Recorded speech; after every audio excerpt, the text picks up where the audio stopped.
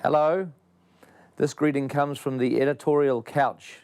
Finally made it through the shoot and we're in post-production and I get to sit in my favourite position on the couch at editorial. So, welcome to the first of our post-production diaries. Obviously we can't talk about how many days shooting we've had because we're now into post-production, but we are exactly 33 weeks away from the release of the movie on December 14th. So we thought we'd count these down. 33 is a special number because obviously the original King Kong was made in 1933. During these post-production diaries, we'll spend some time with each of the post-production departments. There's obviously the editorial department, the digital effects department, Weta Digital, Weta Workshop. We also have a film unit that is shooting, which is the Minis unit. We have the motion capture department. The sound department is starting up. And then eventually, at the very end, we'll have the finishing of the film with the colour timing and the sound mixing. But right now, we thought we should give you an overview so you can see what different departments are doing 33 weeks away from the release of the film. Really exciting though to getting onto it because it has been pretty tricky while Pete's been doing the shooting, so it's really good to get full attention from him. So hopefully we'll move along really fast with the aims to try and get a good sort of structure of the movie done in the next 2 or 3 months, just to see how it's pacing out. God, just splitting this up is a bloody mission in itself, isn't it? Get as much of an idea of how the movie's working as a story so that Peter and Fran and Philippa can think about anything extra that might be needed. What we're tending to do now is actually kind of getting into sort of the nitty-gritty scenes where we can actually turn over a few really complicated effect shots to Weta. Obviously they need more and more effect shots to get through the system. Once the shots are turned over, it's feeding Weta Digital with work in a sensible way that all the big stuff's not left to the end when there's no time. But certainly the volume of work that we're putting through the place with all the different departments is definitely increased now that we've stopped shooting, because now that Peter's cutting, the material's going to start flying backwards and forwards. We've got quite a few effect shots to do, somewhere, I don't know, thousands, quite a few to do. And we've got about 8 months left to finish them all, which is somewhat daunting, and we try not to think about it too much, but we'll just keep slamming through it and get there.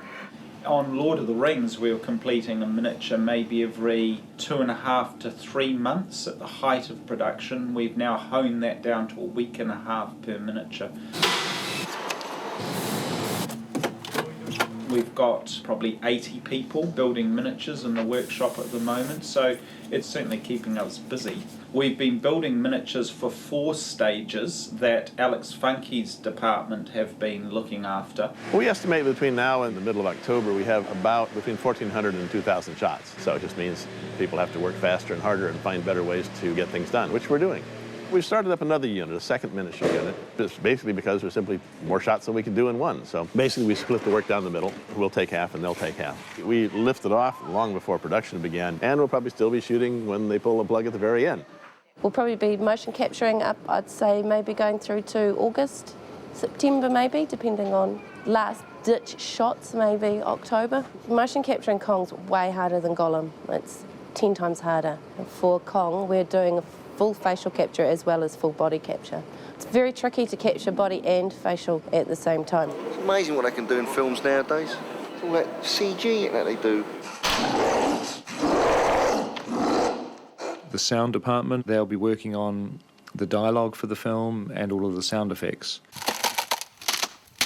Well, basically right now we're in a period where we're gathering all the effects, the ingredients that we're going to use to cook up this big feast. So we're just recording all the different elements that are going to go into making up the effects end of the soundtrack. Okay. So welcome to post-production, and during the next 33 weeks we'll show you what each of the departments are doing, and you'll get to see what happens when the pressure really gets on towards the end. So, 32 weeks to go, and here I am in the sunshine with the Venture.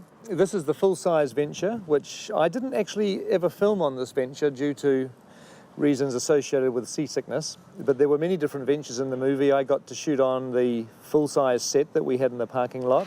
Very busy and chaotic tonight. There's partial Ventures in the sense that there was the full upper deck built at Stone Street Studios, and then of course all the cabins and holds and so forth. And then in terms of the entire ship, there's 3. There's the full-size ship, which is built from a little coaster called the Manuia. Then there's our 12th scale model here, and then there's a tiny little one that we're using for extreme long shots. And at the moment we're shooting the miniature Venture, a wonderful incredibly detailed miniature that Weta Workshop have made, and Alex Funky and his great team are busy shooting the miniature ship on the stage. Well, you always want to use the right tool for the job. If you want to do a shot of the Venture steaming into the sunrise, it'd be great if you could simply take a full-size ship out and steam it into the sunrise and film it from a helicopter. But if you have to have a ship in a storm, if you have to have a ship that's in danger, that's in extreme waves and so forth, well, that's very hard to film and very dangerous. It's much more practical to do that on a miniature, which is how our 12th scale miniature comes into play. Our miniature at 12 scale is 14 foot long. Some of the storyboarded shots go extremely close to the surface of it, and therefore it has to be an extremely detailed model. There are miniatures in the world that get built. Okay, 2.5 hours, I got to mount 800 rivets on this boat and then I can go home. Those are the miniatures that don't work. The miniatures that work are the ones where everything that's done was done by somebody who had a story to tell. What's the last time that they washed the deck? What was on the deck at that time? Was it animal droppings? Was it rust? Why are these rivets rustier than those? Because water trickles down off the lifeboat davit and runs on this post, so there's more water here, so it rusts more. But that's the kind of thinking that makes a good miniature builder. One of the coolest things that bring miniatures to life is the lighting on them. On the miniature Venture, we've got all the lights that were on the real Venture, all the bulkhead lights and the spotlights and the running lights and so forth. But we want to keep those as a separate piece of film. That's because we need to be able to, when we put the shot together, adjust the brightness relatively of all these different components. So that gets a piece of film that's just black except for just those little points of light, portholes and everything else. Here's a practical, one of the little scale practical lights. It's a waterproof bulkhead fixture. But as you see, it doesn't do much. But, okay, turn that on, please. We have an effects light which creates the glow that surrounds the lamp. So see, that way the two together produce the total effect. As with anything else in miniature photography, it's all cheating. It's all faking something so that it looks the way it does in the real world. One of the tricky things with a miniature ship is not just making the ship look good and lighting it and shooting it. You've actually got to have the ship moving. It's one of those things that if it's not moving properly, you're going to notice it. It's going to give away the whole trick.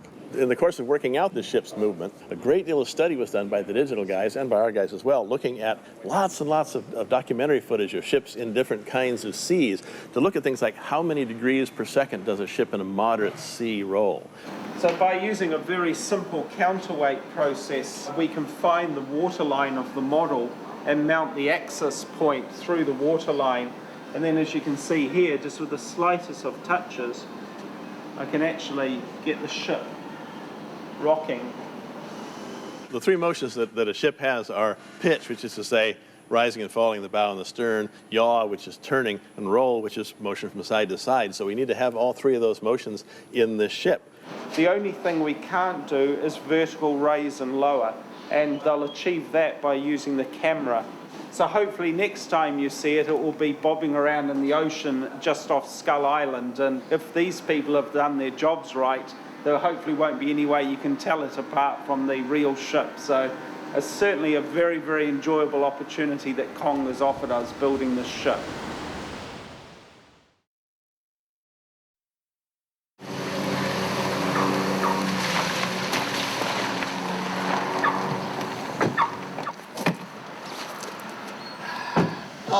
Mocap. Hi there, it's Andy Serkis and welcome to the Motion Capture Studio. It's just a warehouse really, but we've converted it into this rather marvellous high-tech space.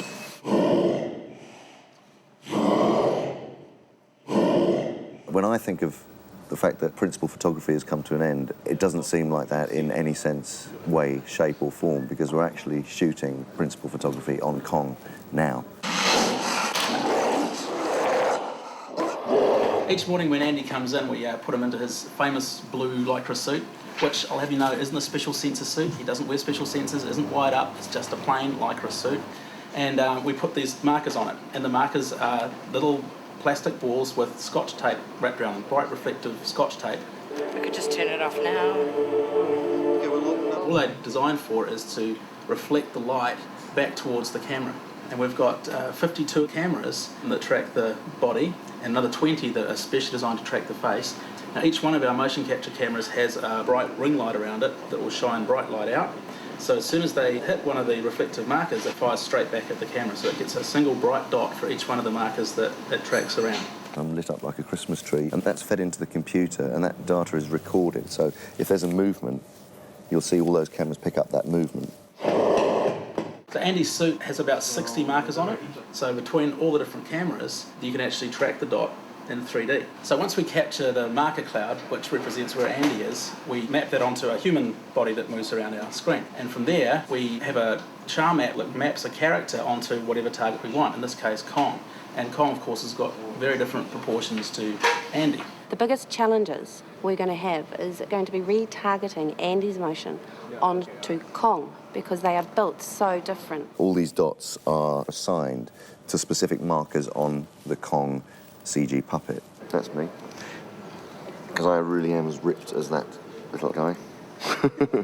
So this next process will map the human motion that Andy provides onto Kong. So as Andy's actually acting this out, we get to see Kong on the screen, and that's shown in real time to the directors who are watching it from the different camera angles we're going to use for the actual shot. So they can see in a second if Andy's performance as Kong is going to match the shot that they want.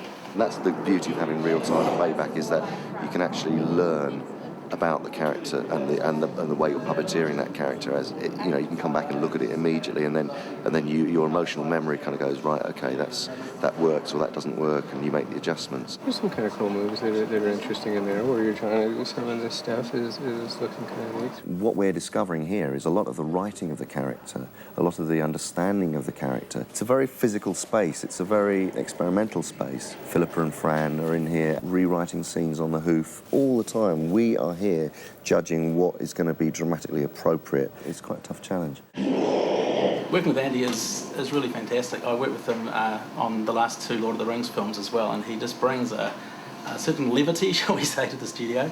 He's certainly no airs and graces. He's really interested in everybody on the set. He has lunch with us, he hangs out with us. He's a great guy to work with, and he's just so professional on set. He just totally gets into character of Kong before each take. He knows his gorillas inside out. In a sense, there is no difference between motion capture and proper normal acting. Any actor could do what I'm doing, and the way I would research a role or try and find a psychology for a character or try and find a physicality for a character, there is no difference. And I think this process will actually become part of an actor's toolkit to be able to get up and do this kind of work. It just happens to be new at the moment.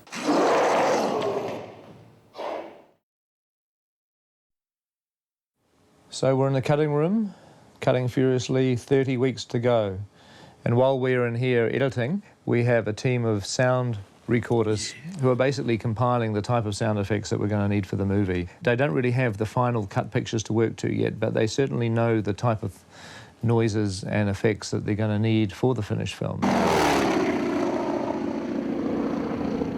Well, right now the sound department is very active recording sound effects.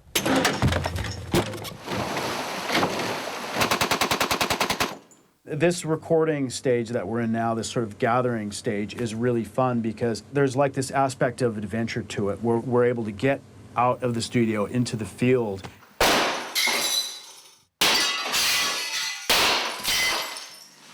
We have got the right building, eh? Holliston!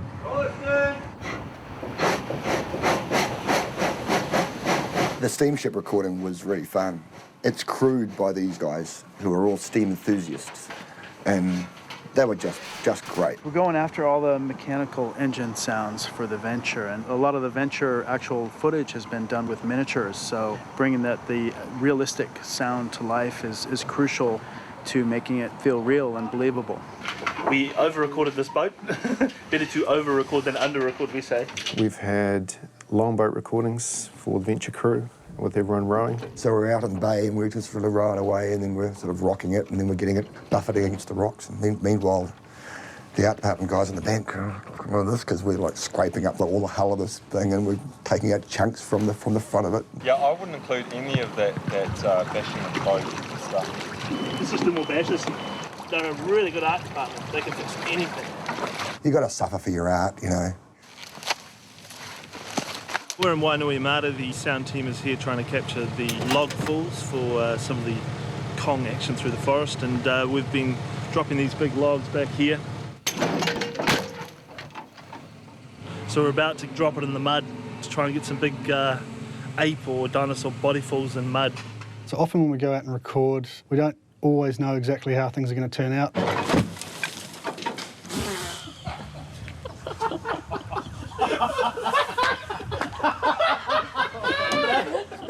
That's definitely going onto the internet. Off again today. Another big trip.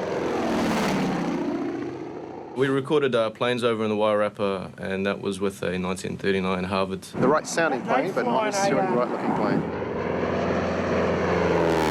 The sound is very important in terms of really bringing the images to life. And another thing that sound does is it's working in 3 dimensions. And so when we're doing something like the plane recordings, we're very aware of how this sound is traveling through space. Creating a 3-dimensional space actually gave us also an opportunity with the guns to record the guns snapping off the various hills. Tommy gun used by the Venture crew.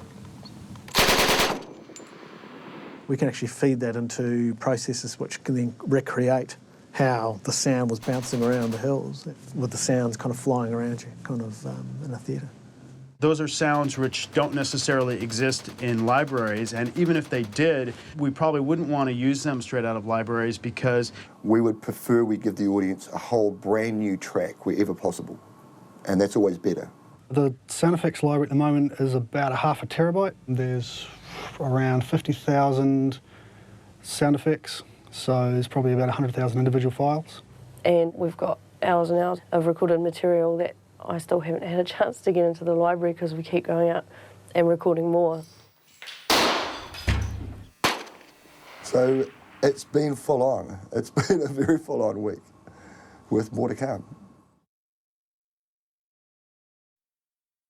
So we're still in the cutting room with 29 weeks to go, and as you can imagine, we're moving through the vast amounts of footage we have to basically get our movie crafted. And we thought we'd show you this week is what actually happens, not in the cutting room, but all the work behind the scenes of the editorial department that has to go into arranging the footage before it even reaches the cutting room.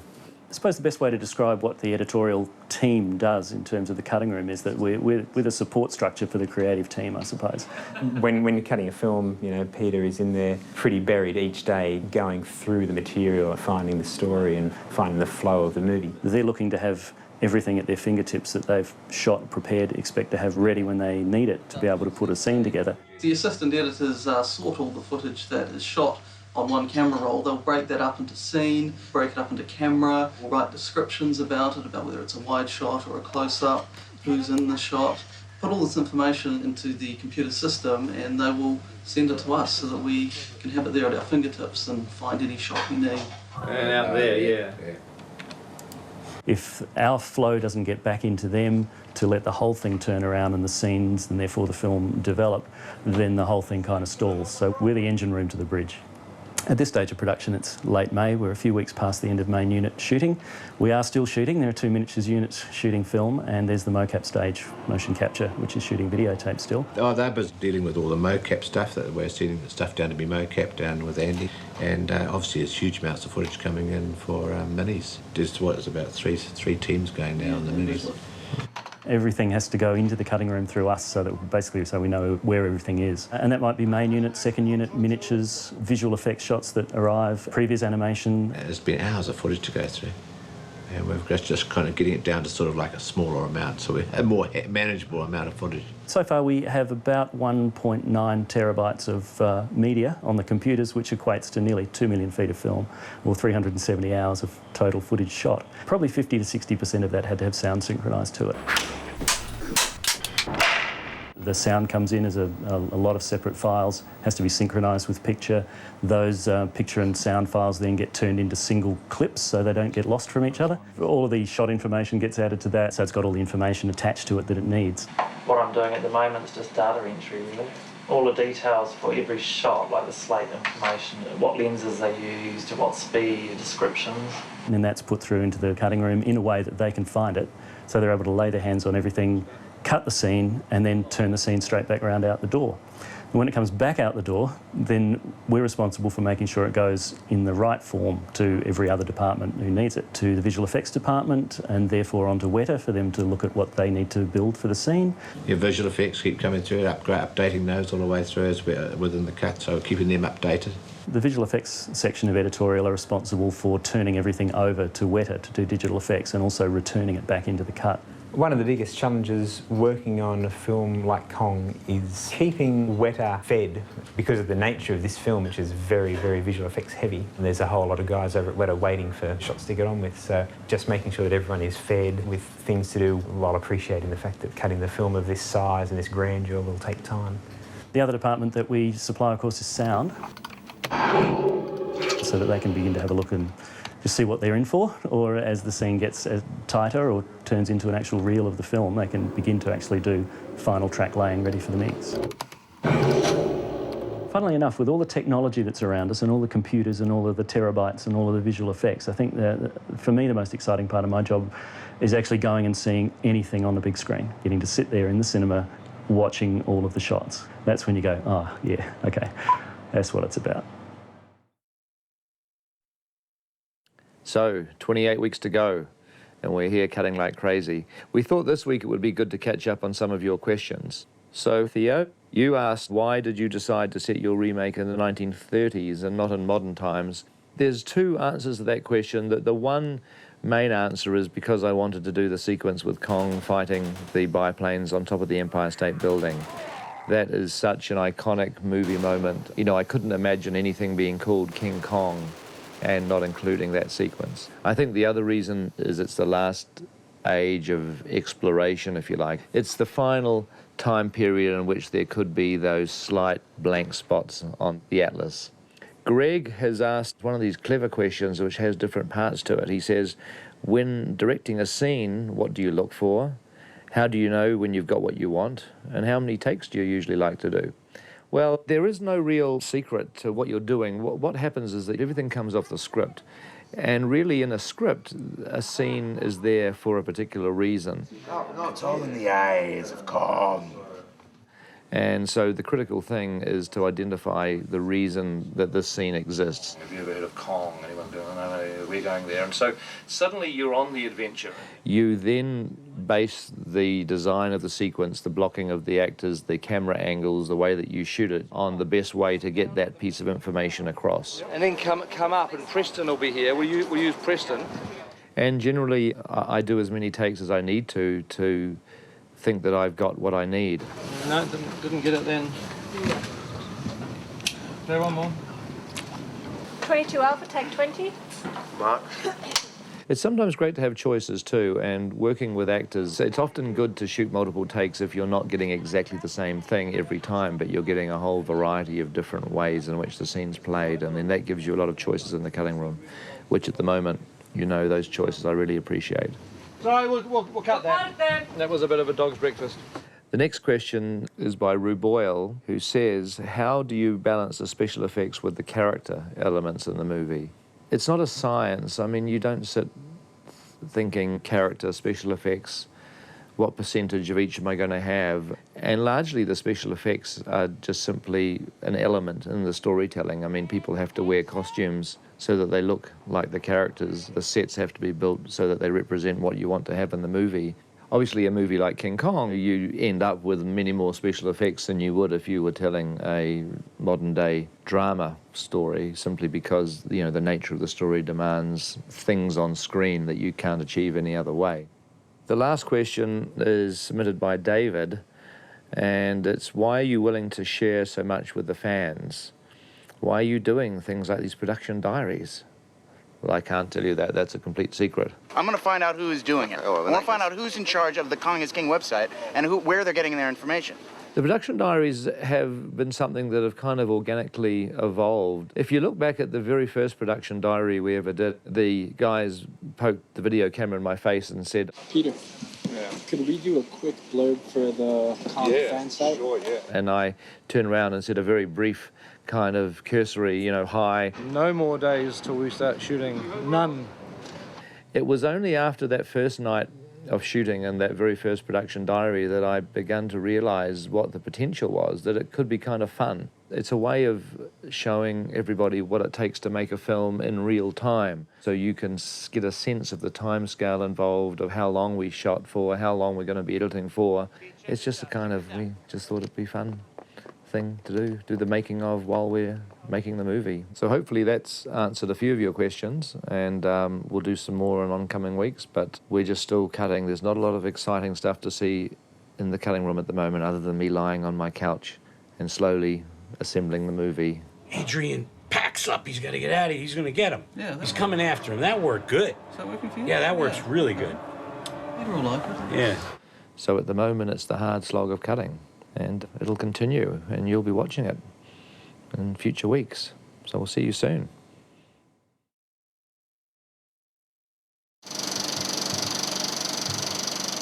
When we did the sums on how many miniatures there were to shoot on the film, we suddenly realised that we could be filming for another year after the film came out.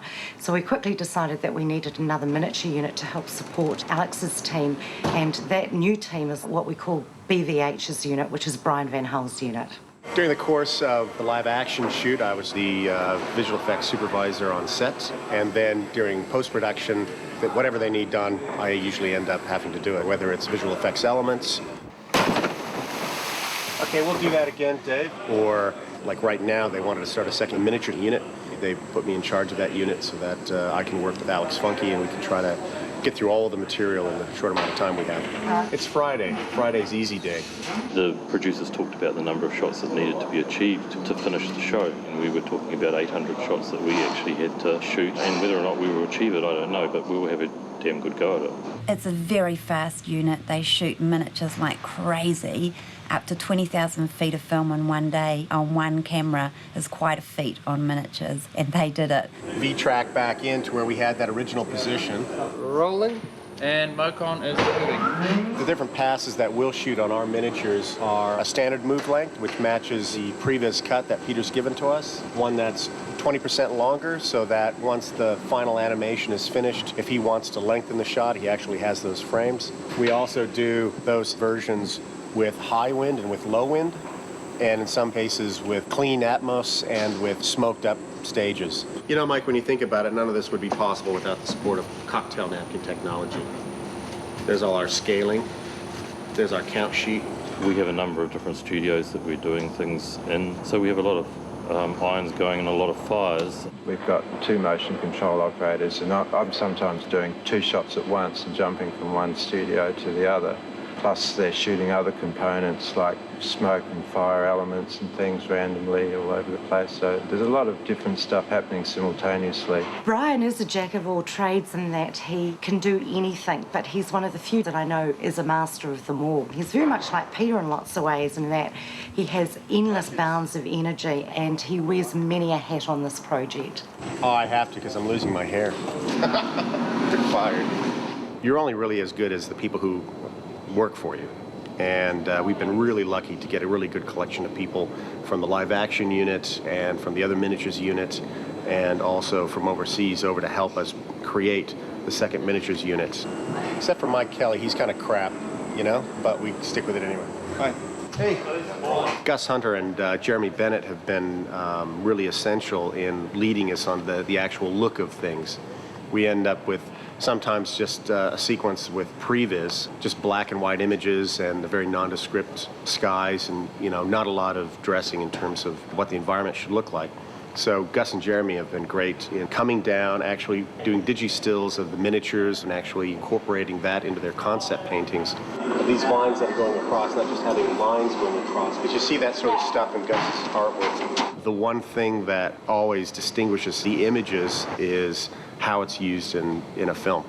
And that is always in context with how good the director is. There's really incredibly amazing work that people will never see in movies that just have bad stories and poor directing. You never have that problem working on Peter's films because the storytelling is there, the directing is there. So that's really the important thing about working with a good director, and luckily we happen to have one that lives in the neighborhood. So it's just up to us to apply the technology to it to make it look really cool.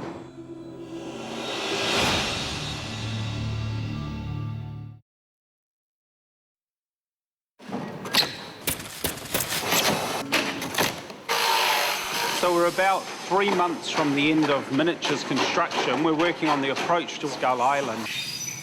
The dynamic environments of Skull Island have been predominantly created through the use of miniatures, and therefore it's great to have an opportunity to show you the journey that a miniature goes through here at the workshop. We read the script and then you guys can illustrate some sort of more of a feeling of the action from the script. As is always the case, our design work starts with the script, an initial chat with Peter, but then on to our conceptual designers, Gus and Jeremy, begin creating beautiful artwork that further enhance Peter's vision for the film. Once these are finally approved and we've singled out 1 or 2 paintings that best capture that vision, we then create a 3-dimensional maquette. Peter said to us, make that painting. So that primarily is what we're doing. I made this maquette for Peter to look at nearly a year ago. But it just sits in storage up on the shelves waiting till the schedule is relative to when we should start building it. Its time has now arrived, so the old maquette is pulled out and we begin work on it. We literally slice this little miniature up to give us the information to build the larger scale model. We scale up either by hand off this model, but in recent times also utilising the previs department to drive our ShopBot, a robotic routing table, which automatically cuts out the profiles.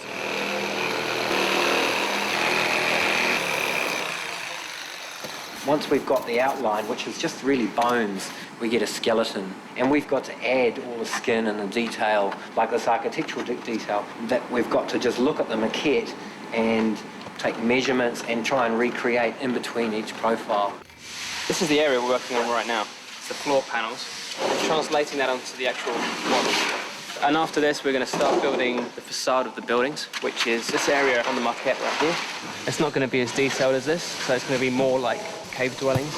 The guys have created these massive angular rocks, and the feeling that the seismic eruption that's hitting the island is making everything fall out of parallel, and I think we've really captured that in this latest miniature.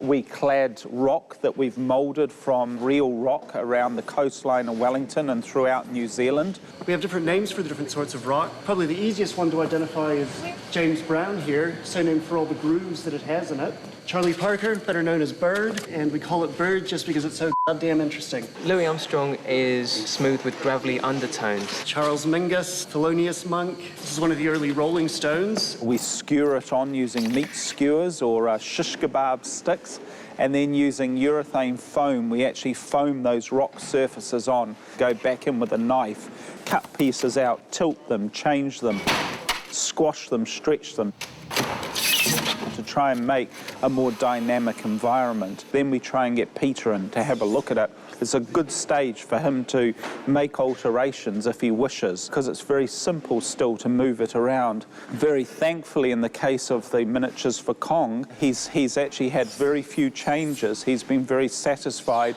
with where we've taken the miniatures, and it's allowed the process to move ahead at incredible pace. But for me personally, I think the most satisfying thing that I now get out of my job is really watching these exceptionally talented artists create all these neat things. You're working with a group of people that have an unabashed enthusiasm, a passion and a drive to just achieve really great results all of the time, and that's a good place to be.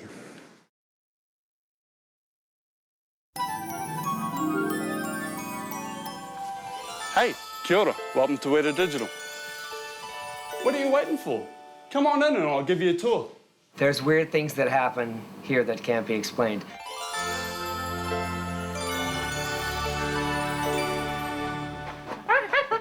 Weta Digital's sort of like a mini film studio on its own. All the things that you have to do for live-action filmmaking have to happen here, and then some. Weta Digital is creating all the visual effects for this film. It's been pretty full-on. Anything that doesn't exist intact on camera, we put it together here. Things that were shot in blue screen, or miniatures, or creating characters, or computer-generated imagery. So there are departments that have to build models, build costumes. People have to deal with lighting. People have to deal with animation, rotoing, painting, touch-up, compositing, which is taking all the elements and finally fitting them all together and bring all the shots in line with each each other. Really, it encompasses anything you can think of, and we've got to do it here. On this film, it's not just integrating CG with the live-action elements. Sometimes it's integrating live-action elements into CG and miniatures. All right, so what I'm doing now is the Colin Rampage, but I gotta fix his tongue. See, it's always something. I'm currently working on these 2 trailer shots that are supposed to be rushed down the next week and a half or so. So we showed Peter the swamp, and he liked it. He said, looks nice, but it probably looks too nice. He said, we need it 3 times more scarier. Here I'm working on a truck for the trailer. We're in a bit of a hurry, so we've split this up between a couple of different people. We tend to be pretty busy all the time. I think in the final version, the tongue's not going to be so huge. What we've got to create here are elements big and small. I mean, obviously there's Kong. We have to animate everything by hand, every little blink, every little gesture, every eye dart, but also getting the performance of Andy with the intensity and everything else that he put into the performance. That's like our main job. We did the same thing with Gollum. When I'm working with the animators, which are essentially, you know, our actors for the creatures, then we get to play. Holy sh**. You have to make sure that the puppet's right, that it's gonna skin, that it's the right one with the hair. You know, then after they skin it, that the hair's not digging into the mouth, that your animation isn't making the mouth go, you know. We're currently working on getting Kong's fur to stay with the skin as he moves through space. It's quite a difficult thing to make cloth and hair and fur move realistically in the computer. There's the big environments like New York City, which is 360-degree Manhattan. We're creating thousands of extras for New York. We're creating cars and vehicles, taxis, trams, L trains. Really anything that you would expect to see in the city, we're building it. So my task is to take the CG city, which is absolutely amazing looking, and just give it those finishing touches to make it more photoreal. As well as the miniature and full-scale ventures, we also have a digital boat that we've built. Here's the CG water that we've created for that particular shot. There's, you know, the water for the approach to Skull Island. We've got to create the fog that they're sailing through. The whole ocean voyage, the water simulations, you know, technically and creatively are always very difficult things to do. Skull Island is again, a mix of fantasy and reality. We've got to create all the creatures on Skull Island, anything that you have to do to make the creatures interact with their environment. And, I'm trying to do something really exciting with the tail, get it flipping through screen and stuff like that, so. We're creating plants and jungles and foliage and things that get, you know, stepped on and trampled and broken and shattered. Fun for the whole family. We've got to create costumes for all the digital doubles. We have to create the digital doubles. All the main actors have a digital double for some of the action scenes, things that are, you know, too impossible to film. We have a little dinosaur sequence in the movie that there's quite a bit of interaction, quite a bit of running. There's going to be a lot of running and a lot of biting. That's what we do. But here's the perspective. People have like one shot they're worried about or a couple of shots they're worried about and they're working on them and they love them and their shots are beautiful.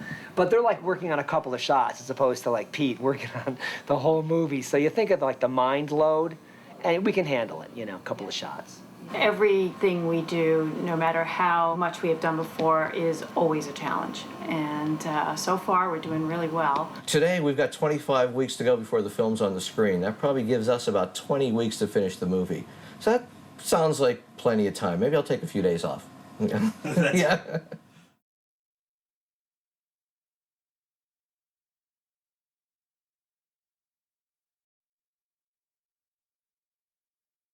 Hello, here we are, 24 weeks away from the opening of the movie. And I guess this week, the most exciting thing has been the release of the trailer. Certainly very exciting for us because it gives everybody a look at the movie for the first time. Herb, get the camera. We thought this week it would be interesting to show you the process of how this particular trailer got made.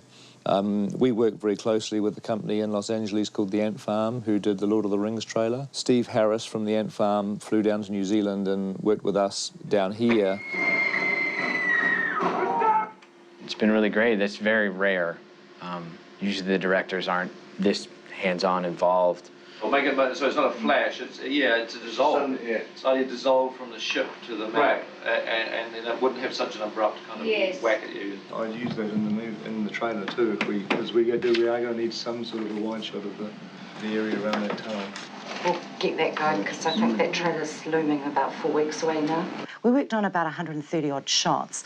In some instances, the miniatures weren't built. We're building the second seawall miniature for the trailer, and the guys here have just been rushing to get it completed.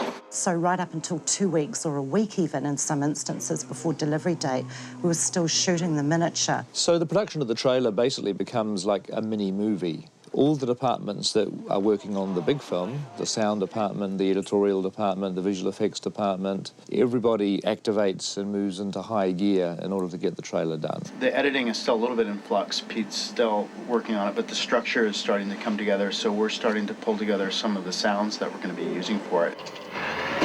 Because you want that moment where she screams and he replies with his roar to really be a moment. Whenever things got really tough in our department, we just had to remind the team that, well, just think about those poor bastards at Weta. From day to day, the shots that are in the trailer changes from 20 or 30 shots to a lot more. We just got a new one in, and it's completely different shots than it was before, but that's okay. Some of these shots are still in the previs stage, so they're just concepts, and nothing's done for them yet. Probably 90% of the shots in the movie have some sort of visual effect, whether you will ever realize it or not. One of the key decisions was how much or how little to show of Kong. We really felt very strongly that we really did want to show Kong, because King Kong has so much more to offer in its story and its themes and its character than trying to make a big mystery out of what our gorilla looks like. You know, we're still working out what Kong looks like. And, you know, and Peter wants him up on the screen. He's got to be great and he's got to be done. So we're just hammering it into place at the last minute. Weta have got very little time to finish off a lot of shots, but I don't think that's a problem. I think it's good to have pressure to get, you know, the creative juices flowing. I'm working on the swamp look right now in some of the adventure sequence. Just tonight we found out that we need to get some natives going. Tomorrow, she'll have more shot suggestions or effect shot suggestions that will give an aneurysm to somebody somewhere. Of course, everybody freeze frames and examines it frame by frame, minutiae, so we have to be a wee bit careful. Actually, one little interesting thing with this trailer is there's one significant shot in the trailer that's not actually in the film at all. I'm not going to say which one. I'd say 50% of it won't be in the film, knowing Peter, the way he works. And like we shot shots for the trailer that weren't in the trailer as well. I was really thrilled by what I saw in the trailer of Kong. I can't wait to see the final film. I think the event of seeing what's coming on the event movies is an event unto itself. 6 months seems like a long way away.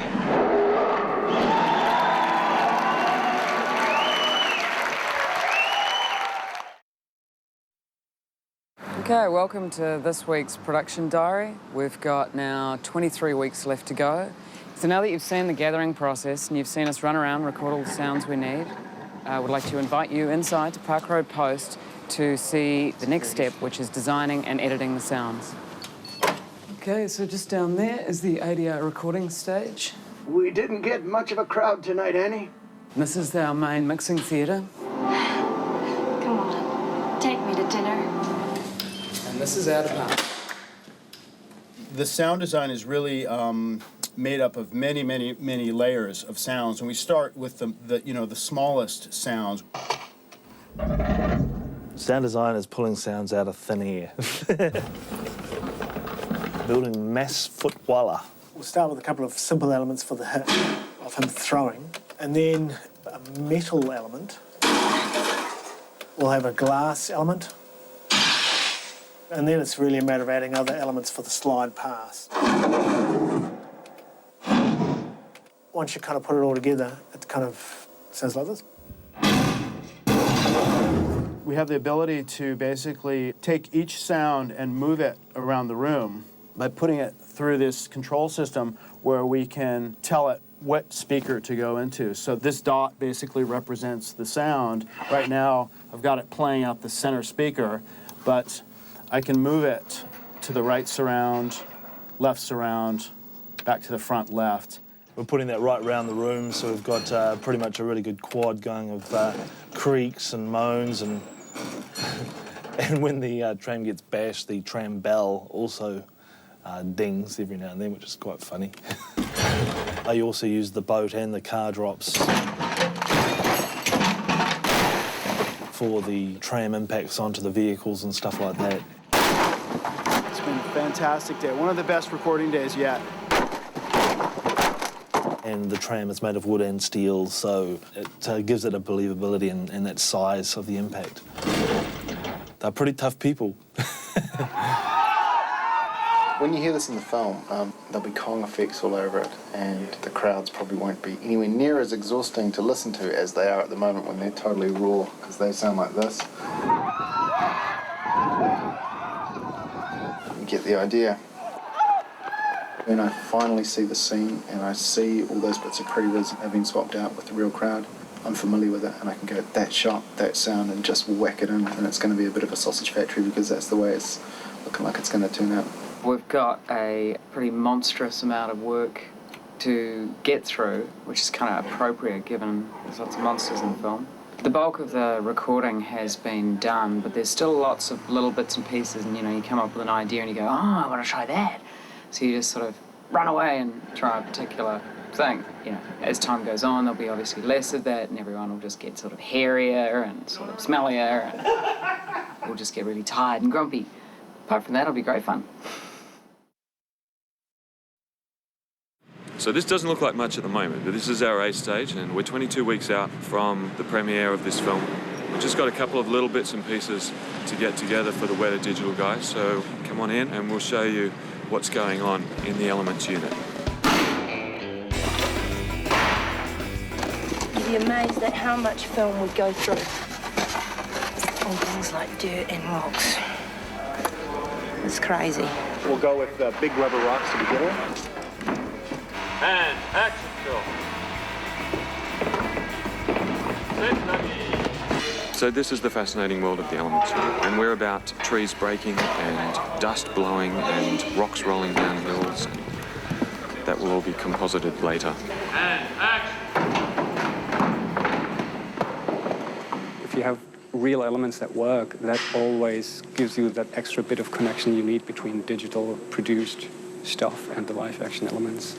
For example, the sequence takes place in a sort of a swampy environment, and a lot of it's sort of going to be on flat ground here. So what we can do is we can shoot sand elements being displaced by various implements, a rake or some sort of prod or a swinging pendulum that can just, knock spray everywhere, and then actually isolate that element off of the blue screen and comp it into the shot, get it under his foot, get some spray coming out of the T-Rex's under his foot. And the gorge is a bit trickier because we don't have much dust. It's sort of a humid climate. It's a lot of rock surface. So we have to be a bit more elaborate about how to make this foot contact work. Foot contact is basically one of the most crucial things in this whole sequence because you see a lot of big Bronto feet touching the ground, stomping right in front of camera. And if you don't see any reaction to that, the audience is not going to buy it. If you were to just look at any of these elements when they were shot, if you take a cricket bat and just whack the sand, it would just be this really small spray. Because essentially, you're talking about something maybe just an event happening that big, but if you shoot that at 48 or 60 or 72 or 96 FPS, suddenly this little spray can look like a mountain of earth being disrupted, and then you actually play it off like it is coming from, Kong's foot, who could actually grab a human being, And a lot of the times it actually looks better, We get a real looking effect. And yeah, it's quick. They can be here and have input into the look of it straight away. And, at the end of the day, they've got finished composite pieces. I think we went into this thinking very generic because there's a whole lot of the film that hasn't even been turned over to us yet, as far as the effects are concerned. And considering the amount of stuff that we shot, hopefully we'll have enough in the bank for what's coming down the road. So that's it. That's pretty much wraps up the Elements unit. Hopefully we've got what they need, and maybe I'll see you again in a couple of weeks, and we've got some pickups going on with our fabulous cast. All right, here we go.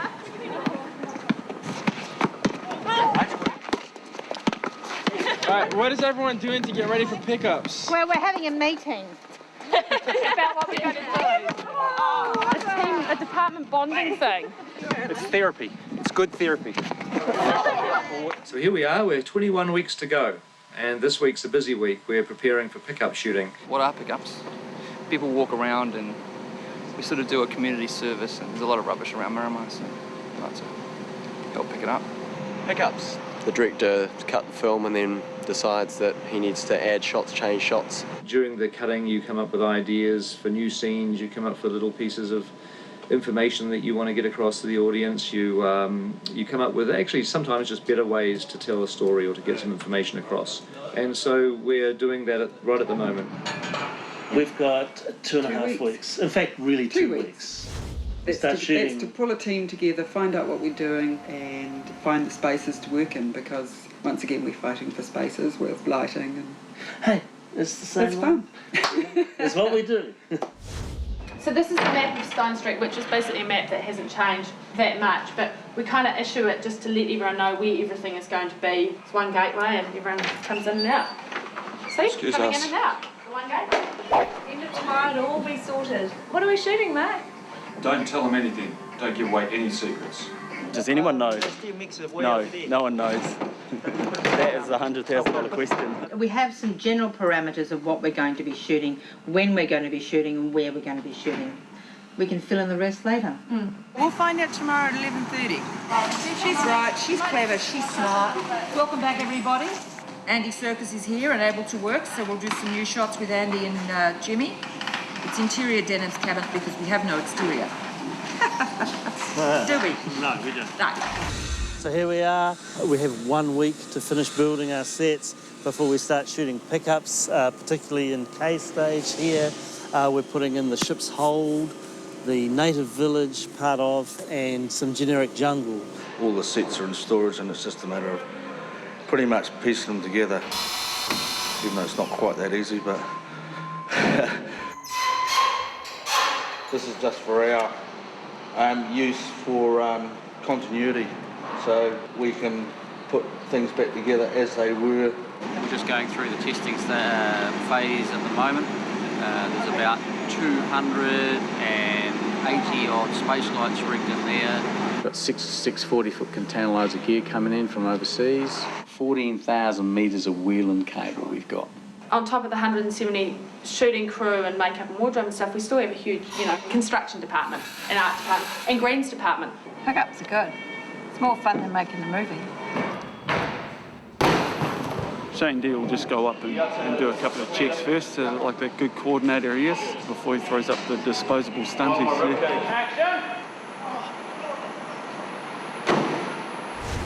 At this stage, we're in the process of converting one of these lovely chorus girl wigs into a Jimmy double that hopefully you will never see on the film.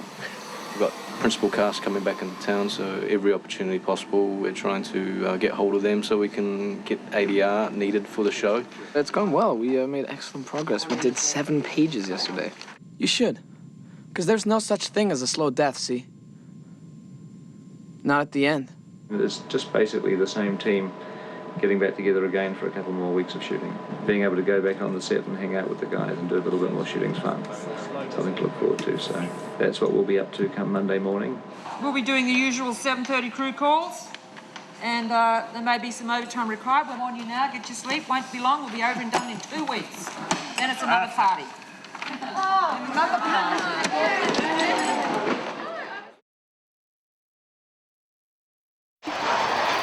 How's it going, man? It's good to be home. We heard they needed us, so we flew in.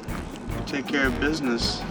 We're here. Everybody's warmed up, ready. I'm excited to be here to see all the peeps again.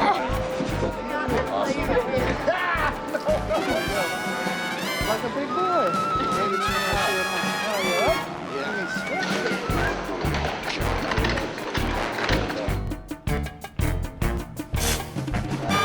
Here we are, team starting to assemble. We're actually ready with lighting. We're ready with lighting, we're ready to shoot. We've just got them off the plane and we're ready to shoot. Come on. Yes, that's how it was. And boom. What's special about today is I'm here with all my friends, and we've got some nice rocks, still photographer, crew everywhere. This is the earliest I've been up in 4 months. Wave, say hi, we're back. Good. See, that's what's special about today, because we're all here. That's gonna help bring it back. I don't feel like we have left. I feel like I've been in this hole the whole time saying compliment to the chef. Compliment to the chef! Oh, God. Oh. I've been in this cage the whole time, so I really haven't accomplished much. I'm psyched that we're doing the pickups because I think I've gotten better as an actor. And I think I'm going to blow Pete away with some of my new acting techniques I'm going to bust out.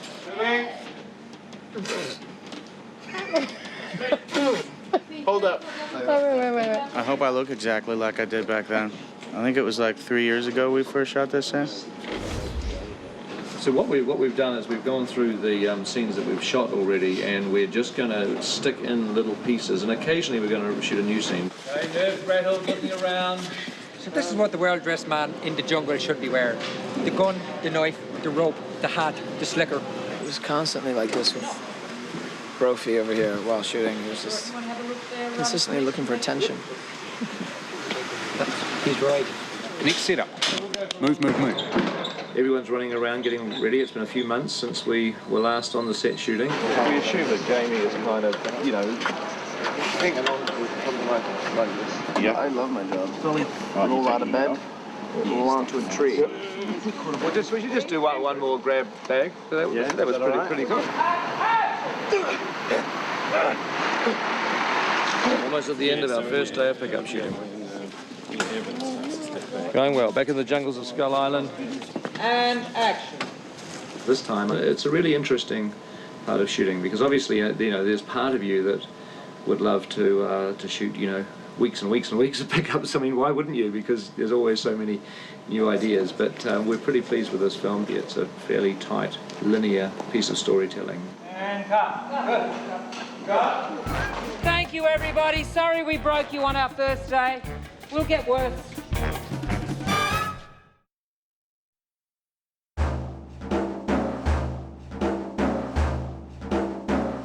Well, we're still on pickups, and today we are going to spend some time with the Venture crew. Of course, Venture crew have had to go through a severe boot camp in which they learn the art of waiting, because after all, that's what a good crew member does. They sit around, they do nothing except drink tea, eat biscuits, and smoke cigarettes. Hey, Marco. It's 11 o'clock and we're here to do pickups today. I'm not sure what stage we're working on. I think we're maybe on the boat. This is Trailer Park. This is where the stars live. We go around here where the stars don't live. Get in there, you. I'm just processing through makeup and wardrobe. Okay, somebody must be ready for makeup by now. Right. Oh, good That's on you, me. Jed. Because He's well known as the quickest one out of them all. In more ways than one. Sometimes I'm not that quick. I'm going to be half mustache man. Hello there. What do you think?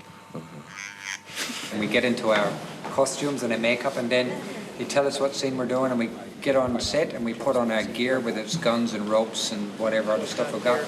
The rope's on the wrong side. I'll have to change it over. Nope, that's wrong. That's exactly how it went before. And there we go. We are ready to go at a moment's notice. Oh, that's right. Shouldn't be too far away, gentlemen. Seems to be a little unsure who may be required at this stage. Island. You. Is it on each letter now? Move in and out. You move in. Nice shot. Oh, sneaky bugger. Have you even acted yet today? No. So we're just taking Lee Hartley down to the 80s Portacom to stand by for digital mapping of his face. My pimple's going to be on. digitised for eternity. Bastards! Tripping in to somebody putting... the old porridge. I mean, if we were in tight, we may not see it. Please, sir. I'm just flip into Lee's thing. I think you'd spoon a dollop into Lee's, then grab the thing and go straight back into shaving again. You know what I mean? And roll sound. Speak. Okay, here we go. And action.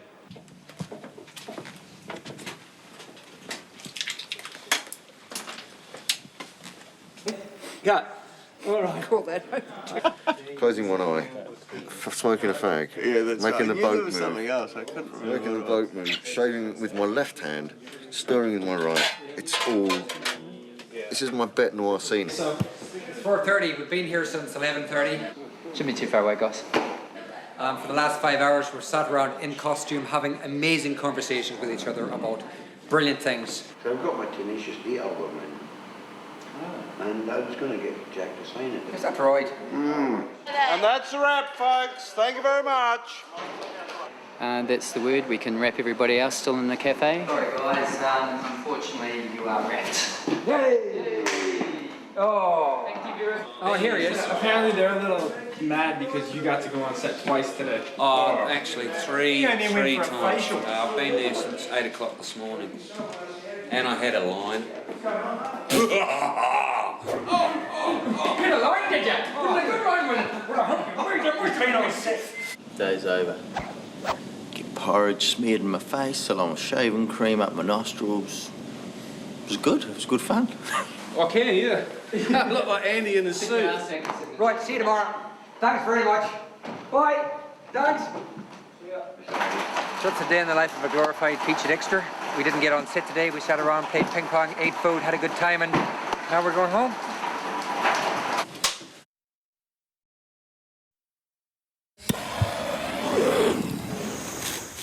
And action. So the thing with pickups is that you end up reproducing scenes that you shot months and months ago. Continuity is particularly important. Like this is a scene that we did shoot way back when I can't even remember, up on Mount Crawford in the big King Kong Wool village set that we built, and now we're in a studio. We don't really go on location, don't go outside of the studio for pickups. You just simply recreate wherever it is, whatever it is gets built in the studio. It's amazing what you can get away with, actually. As long as you got those big wide shots from the original shoot, these pickups all tend to be much tighter, you know, close-ups of people's faces saying dialogue. How do I get on the ship? Okay, cool. Yeah. Do you want to get one Harrison's face? No, I've asked him to say it. Yeah. Continuity is very important. Victoria Sullivan becomes somewhat of a hero during these pickup shoots because she has to look at actually where people's hair was hanging 8 or 9 months ago, and those exact strands of hair have to be sculpted into the precise same place. Continuity is very important, more so than ever before. The importance of continuity is keeping the audience member flowing with the story instead of thinking, oh, I wonder how they did that shot, and oh, look, that was there before and now it's gone. The thing is, first there was like a little dot of it, and then I thought, oh, I'll just pull out that little dot of material, and then before I knew it, zhink, a whole string came out of my costume, and now I'm worried it doesn't look the same in continuity. Except I don't think you can really notice. It's just, what are you doing? I'll tidy it up. No. It's okay. Thank you for the thought, Andy. Speak. And action. We're trying to fudge the sailors' continuity because we don't have all the sailors that we did have in the main shoot. We have 2 and 3 different guys turn up each day. Sometimes we've changed their costumes because we're only seeing legs. Sometimes we've put them in dark and light shirts. If you're really smart, you'll see a sailor that's in one place and another place at the same time. Handed off a rifle to Lobo. Yeah, well, can we get Lobo over? Yes, absolutely. Bring Lobo on. Yeah, bring Lobo on. Surprise guest. Here's Lobo. No. You don't have to copy what you did before, but you will probably see that. You have to just do some different things, you know what I mean, to sort of add to it. Of course, one of the things with pickups that you have to do is match the lighting. Water, which we may have done for real in the original shoot, we now, we use various lighting effects to simulate the look of a ship travelling at sea. Reflective kind of things and movement of lights can do a lot to make you feel like it's something that's moving. So these guys up here are sticking some mirrors and stuff, and we'll bounce a bit of light around. The mirrors are for reflecting the xenons back in here to act like sunlight. They're jungle mirrors, so basically I can make 4 shafts of light out of 1 lamp. And basically they're on that grid up there. That whole grid moves around, so it makes the sun move around.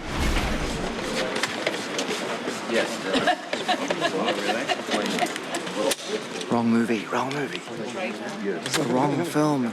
He's on the wrong set. Hey, thanks, guys. Thanks, Andy. Thanks, Jack. Thanks, Evan. Wrapping you guys. We'll do Lambie Store in the morning. So that's 1.5 weeks of our pickups down, only half a week to go, which actually means only 2 or 3 more days shooting on King Kong, and then we're done. Maybe. So wait and see.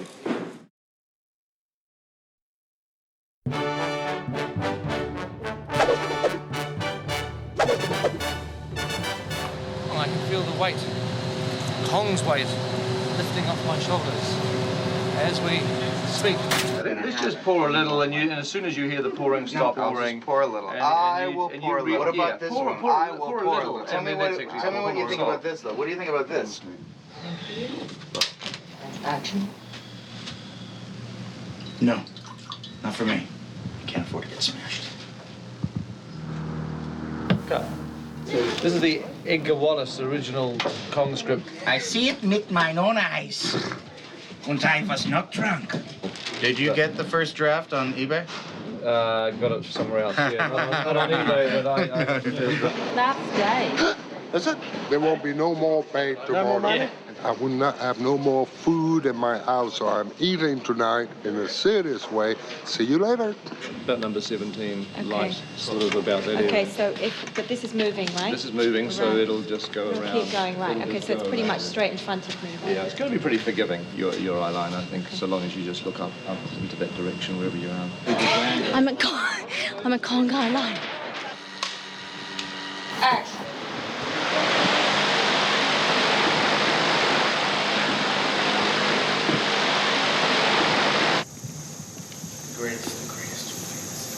And action. We're going to donate the proceeds to his wife and kids. Okay, good reset. What are you going to miss the most? Probably you guys coming and asking me questions. Unemployment. Here we come. Quite sad. And you're going to get me into trouble now. Just for variation. Okay.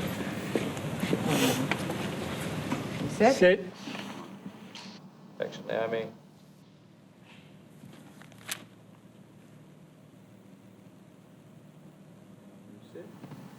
Cut. So here we are at the very end of pickups.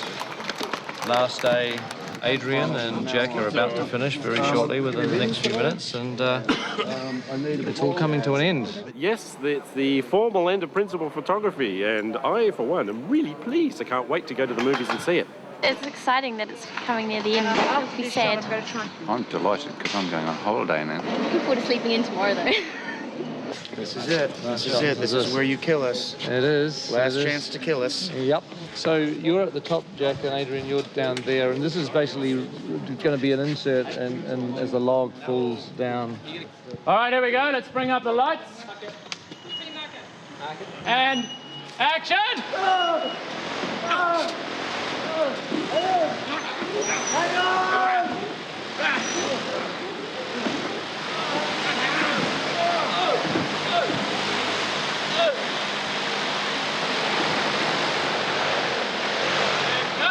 Cutting there. Cut. Officially the last shot of King Kong. Video Diaries, get the last shot. December 14th, coming your way. Theatre near you. Probably deserve a drink or two, don't we? Yes, we do.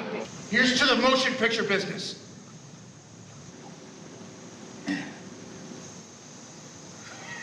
Uh-oh. Let's do one more. Okay, one more.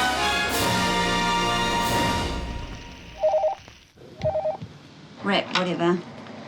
Miniatures, shoot day 320 and counting.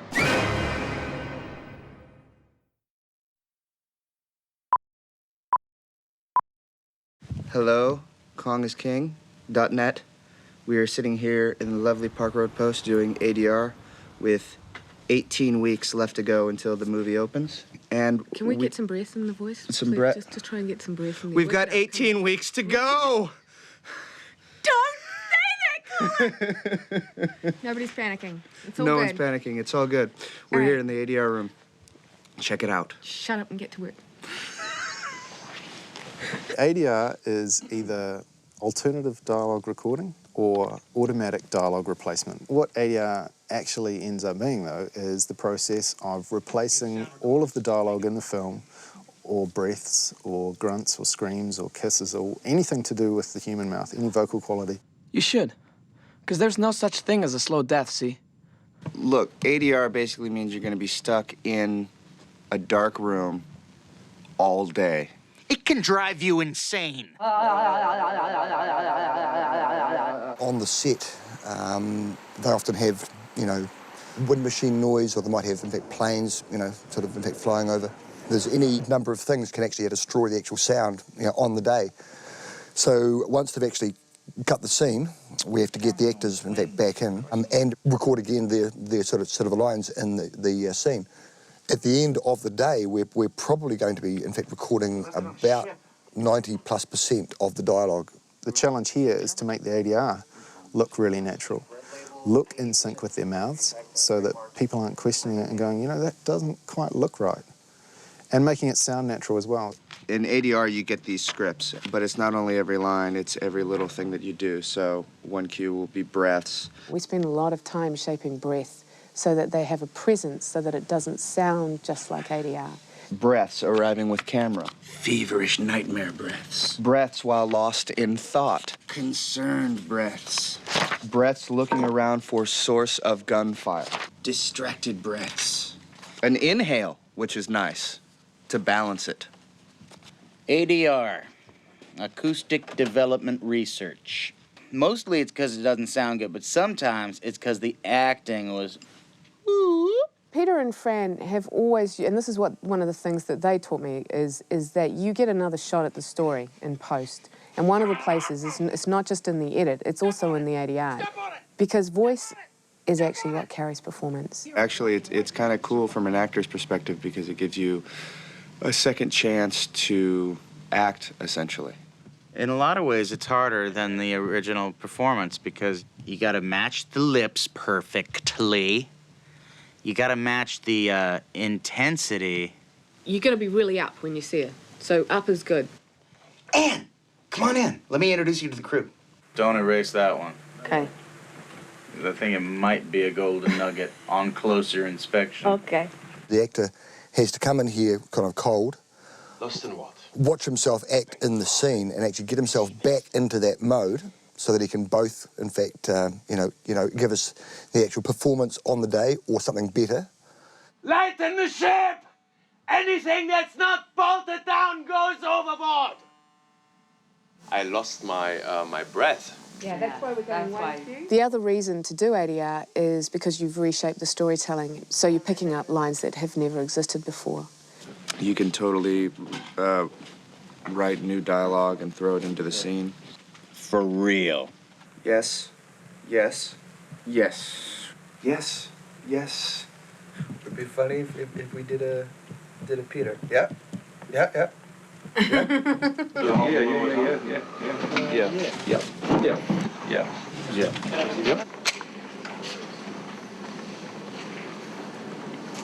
Do a little homage. Yeah, a little homage. Yep. Yep. Yep. Cool. That was funny. That's Pete.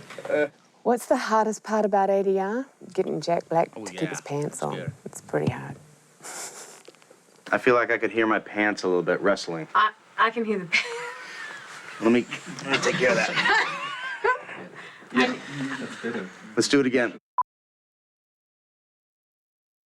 Hi, welcome to this edition of the Production Diaries. We thought at this point we'd kind of talk a little bit about what the miniatures art department does and its relationship to the work we're doing here at Miniatures. We have a terrific miniatures art department, and the man who's really responsible for putting that all together is Paul Van Omen, who's head of the shop. Shot 7, we're just about at the ledges. The model is sort of finished at Weta, John Baster and his team. They essentially complete it without dressing. So this is an undressed set. This is how it comes from Weta. It's partially painted, and we will turn it into something like this. This is an example after a few hours of dressing. Get the model team on it, get the Skull Island look. The first thing is we get presented with some, perhaps some early conceptual artwork. We've got to interpret what the production illustrators did. So we had a workshop, which in turn reflects Peter's vision of a particular scene, interpret it in a small scale. Then my guys have to come in and work out exactly what the camera's going to see and exactly what has to be hyper-detailed. Well, the set we're working on here is Anne's run. We use a lot of live plants, a whole lot of bits and pieces that we can just put in, and they're just sitting outside, and we just go and get them and whack them. Dangerous twig, probably be used on 3 sets so far. Or this one that hasn't been used on any. It's very hard not to walk into somebody's garden, even on a Sunday, when you're and not look at something and go, oh, can we have that? Lucy's welcome to the greenhouse. Oh, see, no, I can't do it. Oh, okay.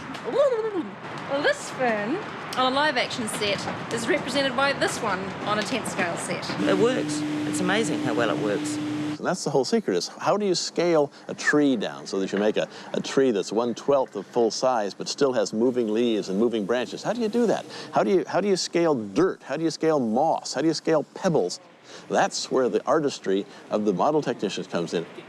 We've got about 9 people in the miniatures team who are responsible for all the dressing. Nicole, Bruce, Simon, Fraser, Kate, Sam, Ivan, Lucy. We're good at trees, and we're good at vines, and we're exceptionally good at moss. When we're dressing, one of the crucial layers is the moss. To make it look real and better, like in here, the contrast between that and that, once you burn it. Detail, actually. That's one of the things that I really love about model making, is that you're trying to create something which is going to hopefully appear huge, and you've got to fool everyone into thinking it's that big when in fact it might only be this big, and so you've got to put all the right detail into it. The secret of doing good miniatures is having model technicians that really understand the nature of scale and how to quickly and efficiently create a big environment, let's say like this rocky surface, so that even though the camera's really close to it, it still stands up and looks in your mind's eye exactly like what you expect that moss or that algae or whatever to look like. Those kind of issues, which are the things that make the miniature not be a miniature but be the real world. Model making is, particularly on King Kong, there's a lot of pleasure in creating the environments. It can be quite, get your adrenaline going to make sure that you meet the deadline. It hasn't got boring though. What do I like about model making? It makes me feel like a kid. Skull Island, it's your worst nightmare and your greatest dream. 10 weeks to go for us, probably 17 weeks until the film was released, so a lot of stuff to do.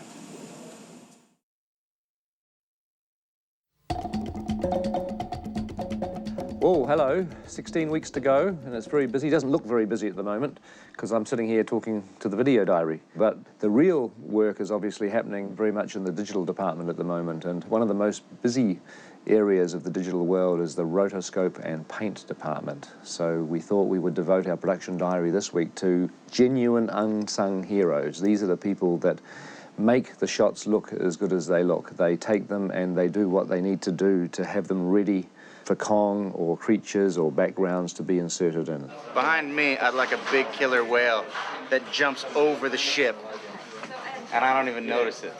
It's a majorly important cleanup and preparation department in the digital world. Rotoscoping is the manual process of cutting out things that we don't want in the frame and leaving only what we want. So essentially you can think of roto as like a digital cookie cutter, tedious digital cookie cutter. What tends to happen if a director is under pressure or stressed by making the day is you tend to say, don't worry about the blue screen, don't worry, we haven't got time, we'll shoot it and they'll fix it with the roto later. Well, these are the team that do the fixing later. We will work on 98% of the shots that are in the movie of King Kong. This is what the shot looks like when you first open it. This is when you usually have your moment to yourself, cry or whatever. And you realize you have to roto each of these edges here. I hope we're not killing their enthusiasm by all the horrible shots that we're throwing at them. I mean, we have roto shots from hell on this movie. Normally the hardest things to rotoscope are hair and plants, long frilly plants, because they don't have a regular shape and their movement is totally illogical. When I first got this shot, I looked at it, I played it back like this and thought, oh, that's not too bad. Look, it's just Anne running. You know, shouldn't be too hard. And then I realized, oh, there's all these leaves. That's when my jaw hit the ground. It's incredibly intricate, fine work that has to happen. I'm sure the roto artists must suffer psychological problems. You know, we don't get to jump around the room acting like forest animals or anything. Or when I go outside and take a walk, you know, see these trees and plants at the side of the road, kind of catch myself imaginatively drawing lines around them. You know, one of the hazards of the job that they don't tell you about. Lots of people focus and concentrating while they carefully separate all these images that the director was too lazy to do on the day with a green screen or a blue screen. So I'm very sorry about that. We understand that's the process. It's all about getting the shots done so they can get home and start a whole new day the next day. So that's the roto part. We also do paint. Generally in paint, what we're supposed to be doing is removing things that aren't supposed to be there. They have to paint things out like reflections and windows. That would be through the windows, obviously, in that case. That's not a very good thing, hard to fix. For example, it's on the back wall, it's over this window, and probably worst of all, it's actually sitting on the window over the smudges. So it's not going to be easy. That's what we're here for. That's our job. All our work is unseen. If you saw what we did, that means we've made a mistake. Well, I've got a few shots coming up that they haven't even seen yet, so we'll put them to the test. I've got a couple of tricky ones up my sleeve, saving them to the last minute. Scary stuff, Peter, scary. Hello, 15 weeks to go. This week we've got something very interesting. It's another one of those behind-the-scenes areas that not a lot of people know about. I'm sure you'll appreciate that the big sound effects are obviously put in later, like Kong roaring and aeroplanes and that stuff. But what you may not be aware of is every tiny little subtle sound effect is also added in. And a lot of these are done by the Foley artists.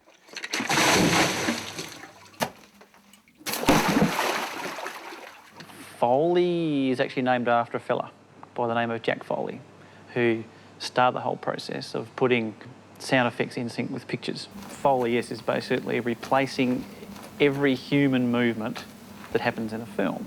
Actors do what's called ADR, and they replace their dialogue, and then we go into a sound recording studio and recreate everything that you see. So we've got our footsteps, we've got people drinking cups of tea, or doors closing, people having meals, you know, knives and forks. And on Kong there's a big boat called the Venture, so everything that happens on the boat we recreate. all of the stuff going thrown overboard, like every single crate landing in the ocean, they're all done individually. Very nice, thank you. We were lucky, we were able to get a lot of the original props. The big old baskets, the cages, old wooden crates. We've got things off of the Venture itself, because that's only just parked down at the wharf here. So we've got all the rigging, the pulleys and things, because that's swinging around in the storm and that'll be hitting the side of the boat. And we'll be doing all their coats separately, because they've got these big, heavy, weatherproof coats. Oh, you name it. Yeah, got everything, including the kitchen sink, yeah. So the process is that we work to the picture. We have our own screen in the room. You have to be in character pretty much, take on that character, especially when you're walking the feet through. So you really have to take on their mannerisms, weight changes. So it's sort of like a little dance, I suppose. So what we're doing is we're doing all the hands on the guns, and then we'll do gun on wood, and then gun straps, and then gun rattles, and so you do layers and layers and layers of sounds just to make one element. Here we go. They've got to convince me.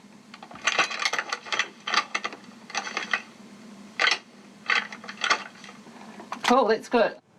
For Skull Island, where there are the natives, we wanted to create a different atmosphere there, so we gave them a little signature sound, which is the skulls and beads they wear around their necks.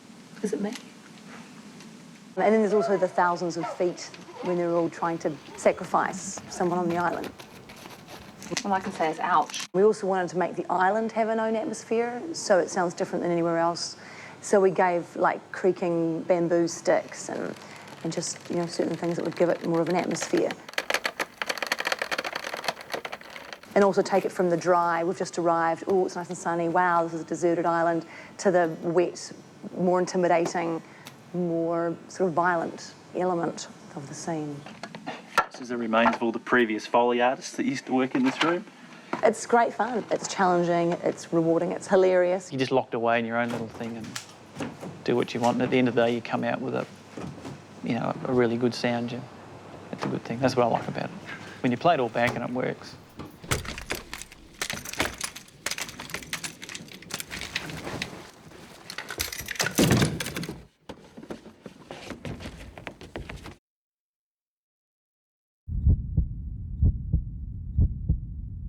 Weeks to go, don't panic. Now, this week we're just going to have a look at things that are happening in the digital department, and one of the interesting things that they're actually doing, which is quite an advancement on the work we did for Lord of the Rings, is in the area of digital doubles. It's tough to shoot live action interaction with creatures that are that big, but with digital doubles it opens up a whole lot of opportunities to do interesting things. Digital double is basically a high-tech stunt double for a character. So we'll put it into scenes where either it has to do something that a normal human would be killed in. Like Kong picks somebody up, or a car takes somebody out on the street.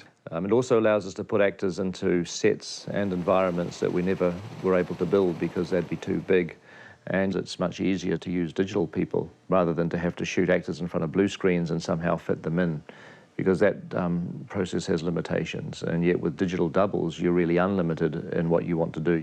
And there's obviously a digital double and all the lead cast. Our actors came, they shot the movie, and they went home again. But we can still do shots with our actors because we scanned them.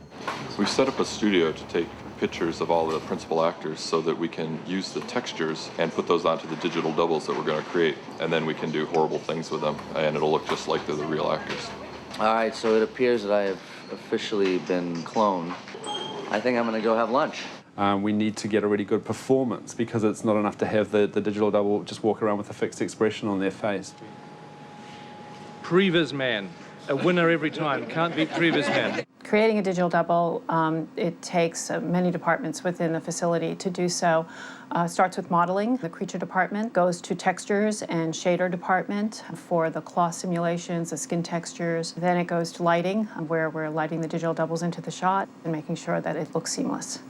For the digital doubles, it's always a little bit more tricky because you want to be sure that they look exactly like the actors that you shot. So we have to be perfect. There is no room for freedom and creativity and imagination too much.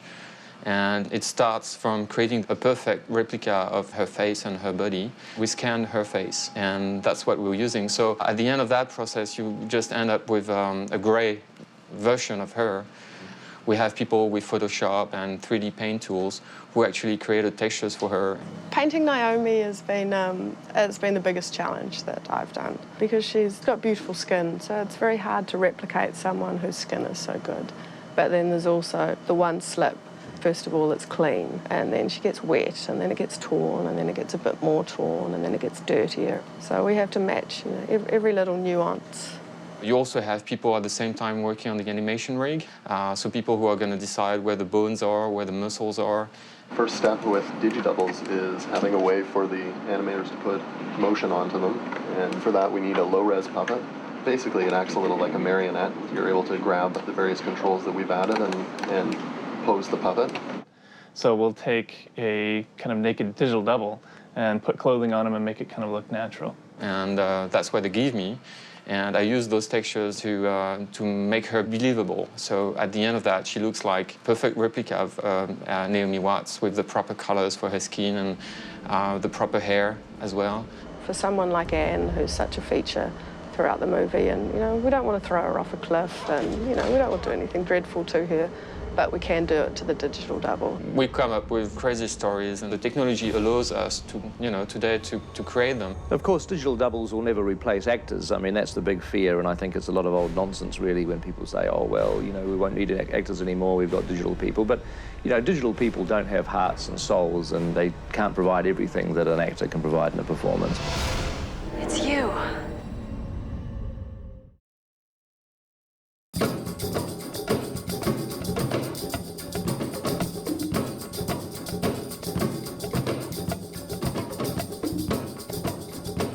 12 weeks to go to the release of King Kong, and this week we're going to look at colour grading. And that's the process that you take your raw negative that got photographed on the set and you manipulate the colours, you change the lighting, the exposures, you do things to it. It's actually a very creative process.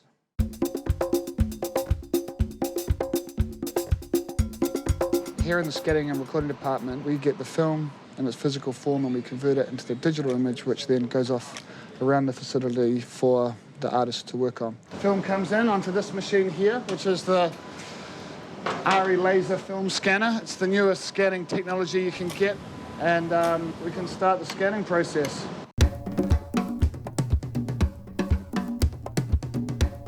Once all the images are digital files, we are then in a position to use this technology to grade the pictures. What we use to grade the film is discrete luster. This software was pioneered on Lord of the Rings, so it's evolved and we're continuing to use that. It's a very powerful tool in making the film a little stylized, making it look more real. What we need to do is manipulate the images in terms of colour and density and shapes to create a mood and to make everything look like there's continuity. It's all shot at the same time. Knowing that the DI process, digital intermediate grading, is going to be involved in a project before I start photography, I definitely make allowances for when I'm actually shooting the film. I generally deliver knowing that it's going to go into this system a much healthier negative, which means it's just got a little more exposure, or I overexpose the negative a little, and that's to make sure that we have full access to all the information in the shadows and the highlights. What we normally do is to scan the entire movie, but we take a few selected sequences from throughout the film on a reel that's maybe 20 minutes long, and we create what's called the colour Bible. I've gone through and selected 2 or 3 shots from every scene for the entire movie, and then we've put looks on all of those, and then we show them to Andrew Lesnie or Peter Jackson, and then once they're happy with all of that, that's the reference that we use for all the scenes as the scenes are actually handed over to us.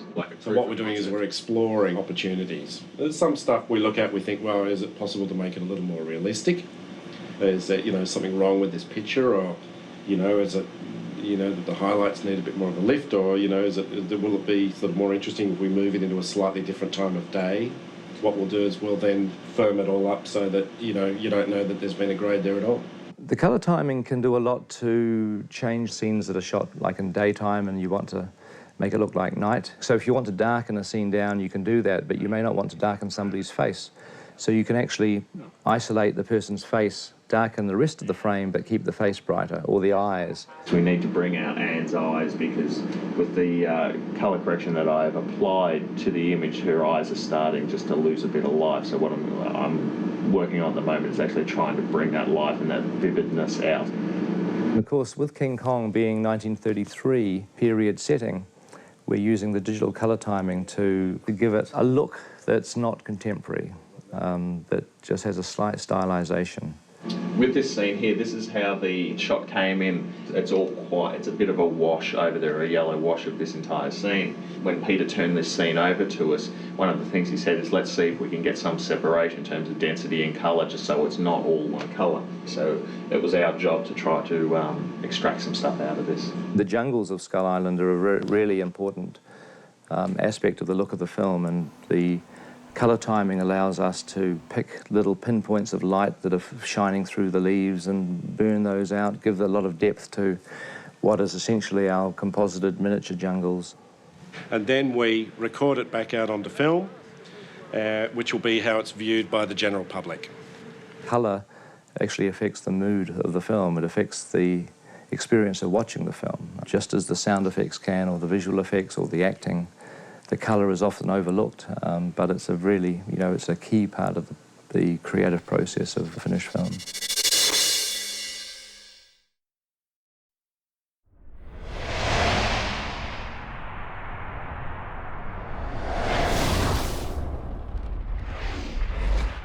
Kia ora, welcome to the motion capture stage. It's 11 weeks to go till the movie comes out, but only 5 or 6 weeks until Weta Digital has to get all its visual effects shots, so fingers crossed. This week we're looking at the way that we bring King Kong to life, and there's 2 ways we do that. We do that with mocap and we do that with animation. This week we're looking at the motion capture and especially the motion edit side. So it all starts here in the motion capture stage. We put a lot of dots on Andy.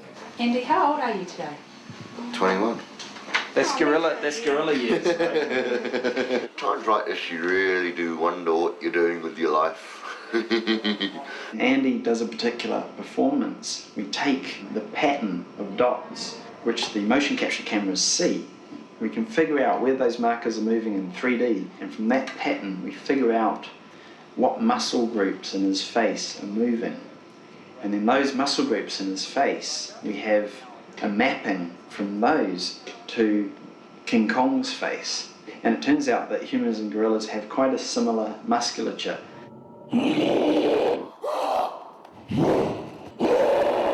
The motion editing process involves taking the data that is captured on the day when Andy's performing on the motion capture stage, and then it's refined, cleaned up and enhanced so that, you know, he feels like a 24-foot gorilla rather than an actor.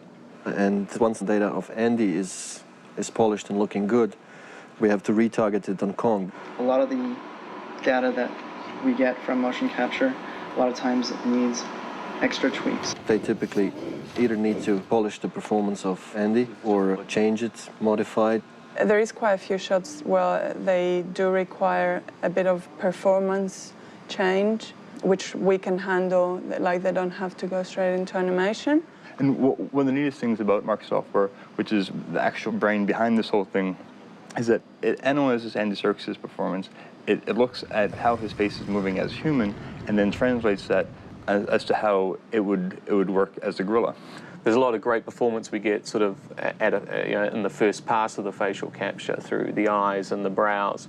But the area that needs usually the most work is around the muzzle. We're using this type of system just so we could have some type of human interaction with that data after it goes through that translation. These muscle groups are what kind of make him angry. So if we increase them, he becomes angrier. And then we trigger the muscles that make him happy. Let's furrow his brows a little bit more. We start getting that kind of worried anxiety look in his face. And again, it would be the same performance, just different muscles creating that emotion. I'm just trying to adjust a few muscles that maybe weren't picked up as good in the motion captures. You can see he kind of starts, he's really, really angry and wound up, and then he suddenly lost it. So basically the transition doesn't exist, which is something I had to add. And just trying to keep the tension on the eyes. And one good thing that we get through the mocap is the realistic eye movement. When you're looking up and down, you're deforming your lid because the eyeball is not perfect sphere and it's pulling. There is a friction, so it's pulling the eyelids. We could transfer this into eye direction, into gazing. It worked really well. If the thing looks good, it doesn't really matter if it's motion capture or if it's animation. So as long as the mocap is used where it really fits, it's a great tool. So hopefully that gave you a little insight into one of the ways we're approaching creating Kong's performance, which is through motion capture and motion editing. And next week we'll be looking at keyframe animation, which is another one of the ways we've helped to bring Kong to life.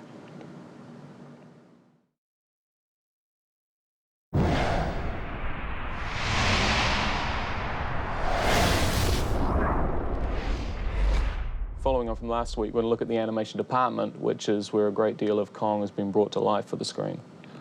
It's the 5th of October, and animation has actually 4 weeks left to deliver all the animation for the show. I think Carl Denham had an easier job trying to make his movie. On this production, just like on a lot of the big visual effects shows now, there's 2 main ways of getting your animation, mocap, which stands for motion capture, or keyframe animation. For Kong, there are a lot of aspects of his performance that were designed and created and explored on the mocap stage, but to actually bring him to the screen with the flexibility that we need to give Peter what he wants and the changes that he wants to make, a lot of Kong has been created through keyframe animation. I'm setting some keyframes right now. Use keyframe animation. You animate key poses of the animation that you're most interested in to start with. And that may be one pose every second. So you may work out this pose, and then this pose a second later. The computer can help me to work out what's going to happen in between. So by working out your different in-betweens between your key poses, you can work out forms and dynamic. And you can build your shot that way. Go change it. I will. I hope I get an approval tomorrow. The mocap is great because it's the performance that Pete wants, but the motion capture that they did can't really get every little, brow and nuance. So what the motion capture can't do, we can do by hand, which is the keyframing of the face, and give it some nice little subtleties. We look at ourselves in the mirror, looking for small subtleties and little muscles around the nose, like nose flaring. Less is more, and just creating something very subtle is probably the most difficult thing to do. So the simple things that you think you see on the screen are actually the hardest. An animator will therefore do a lot of technical stuff, but we try and bring in a lot of performance stuff and physicalizing things and acting it out. Animators, we act out our shots whenever we're not sure about really the physicality and we want to get inside the mind and inside the body of Kong. It makes it a lot easier to get your shot done and to get it done quickly. Cam here is going to be the Tyrannosaurus Rex. I'm going to play King Kong. Take a bite at Anne. Yeah. All right.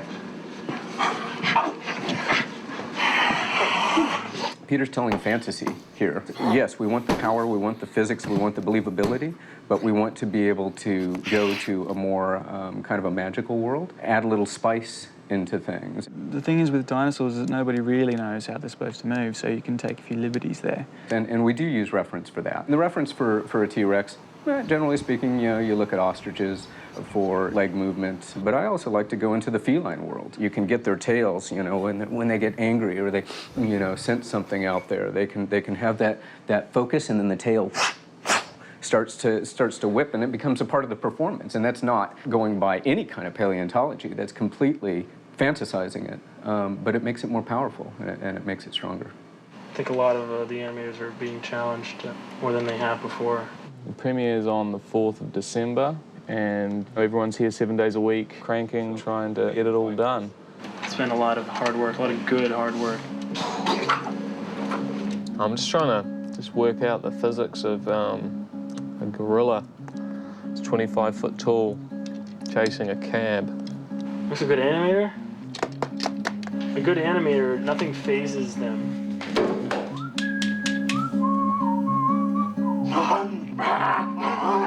So, I'm sorry, what was your question?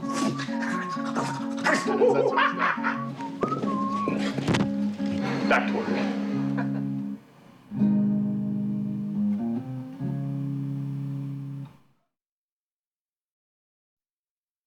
Hi, welcome back to Miniatures. It's about 9 weeks to go until King Kong is in the theaters, but for us it's only about 2 weeks to go because we have to finish shooting all the miniature elements to go to digital for compositing just so we can meet that 9-week deadline. In past episodes, we've showed you how we build the sets and how we dress the sets and how we work with the art direction and stuff. Now we're going to show you how we light them and how we shoot miniatures for King Kong. So let's take a look. We've got quite a few things going on at the moment in a sort of rush towards the end. We're shooting Central Park, Kong's lair, which is where Kong lives, the spider pit, and another part of that, which is called the log chasm. We've done well over 1,000 shots at this point. When you're shooting miniatures, our goal is always to make everything convincing. Now, one of the things that you notice in a film that doesn't use miniatures is that every shot's pretty much in focus. You're out in the sunlight, you can see things that are near the camera in focus, you can see things that are far away in focus. And the thing that kills most miniature shots that don't work is the fact that stuff in the near ground, stuff near the camera, isn't sharp. In order to get that convincing look that everything's in focus, it means that we have to adjust the lens in such a way that we can keep even the near stuff in focus. It's very, very tricky. Backside of that is that you've got to use a tremendous amount of light when you do that. One of the things we often have to do is try to replicate the characteristics of sunlight for a particular scene. We try to match what Andrew Lesney, who's the director of photography, who did on the day. Out in the real world, sun's millions and millions of miles away. If you're dealing with a small source that's that far away, its beams will be parallel, whereas you come in with a big light like a 20K, its beam keeps going out. It doesn't go in a straight line, so your shadows tend to change. It may not be obvious to you, but there's something wrong. You say, wait a minute, that doesn't look like real sunlight. What we've been doing is using multiple sources of light so that it looks as though there's a big source and they're all coming from a similar direction. Then there's another interesting thing we have to deal with. Things that are far away in the real world are not as sharp as things that are up close. Not in terms of focus, but in the fact that you're looking through a lot of air. How do we create a lot of air when the furthest away thing in the miniature is only 50 feet away? Adding smoke helps create that atmospheric perspective, and seeing that graduation all in one scene, that's the thing that makes you really feel like you have a lot of depth and it feels really big. So that's focus is critical, the character of the light is critical, and the atmospheric perspective, the diffusion on distant objects is critical. Those are the three keys to making a miniature work and be believable. This is a nice modern Aeroflex 435 camera, which is our good old workhorse. But half the cameras we're using are Mitchells, are made 40 years ago. They're just as good now as they were then. Beautiful production camera for the kind of work that we do. For most all the shots we do, we rely on motion control equipment. A motion control package is a camera, a dolly, and a crane that are all controlled by a computer. We really have to use motion control because we need to do exact repeat pass photography. Having the camera move exactly the same way over and over and over again. Its relevance in terms of miniatures is being able to put a scene that was shot in real life up against the scene that was shot in miniatures, and to be able to deal with the scaling of the two shots. It can also mean that Weta Digital, when they are creating the animation of Kong, it's going to line up to what's actually happening in the background. Most of the miniatures we shoot multiple passes because it allows the compositors to actually manipulate the overall shot. Well, we make sure that we've given them soft key light, hard key light, diffuse light, and so forth, so they can take these different elements and lay them together and produce just about any look they want. On Rings, Pete had several units all over the North and South Island. But in this case, the entire film was done pretty much right here on the lot. So Pete's been using the miniature units as his location scenic units. I think it's daring and brave of Peter and to have that confidence in what we're doing to actually put that much of the movie entirely in a miniature environment. It's been a huge monumental task, but it gives Pete the ultimate control over creating Skull Island. So here we are, and it's 8 weeks to the release of the film, and this week we have a very special guest with us, two very special guests in actual fact. We have Bob Burns and his very special possession, the original King Kong. I've known Peter for quite a few years, and then Peter one day said, hey, how would you like to come over and see some of the shooting or whatever, and better yet, how would you like to have a cameo in the film? Here I am today, looking, well, better than I normally look, as a matter of fact. I don't usually dress this well. We've been married next year's 50 years, and our whole marriage has been fandom and enjoying movies and all the people who make them mostly. I can't tell you how exciting that is and what a wonderful life it's been because of it. And action!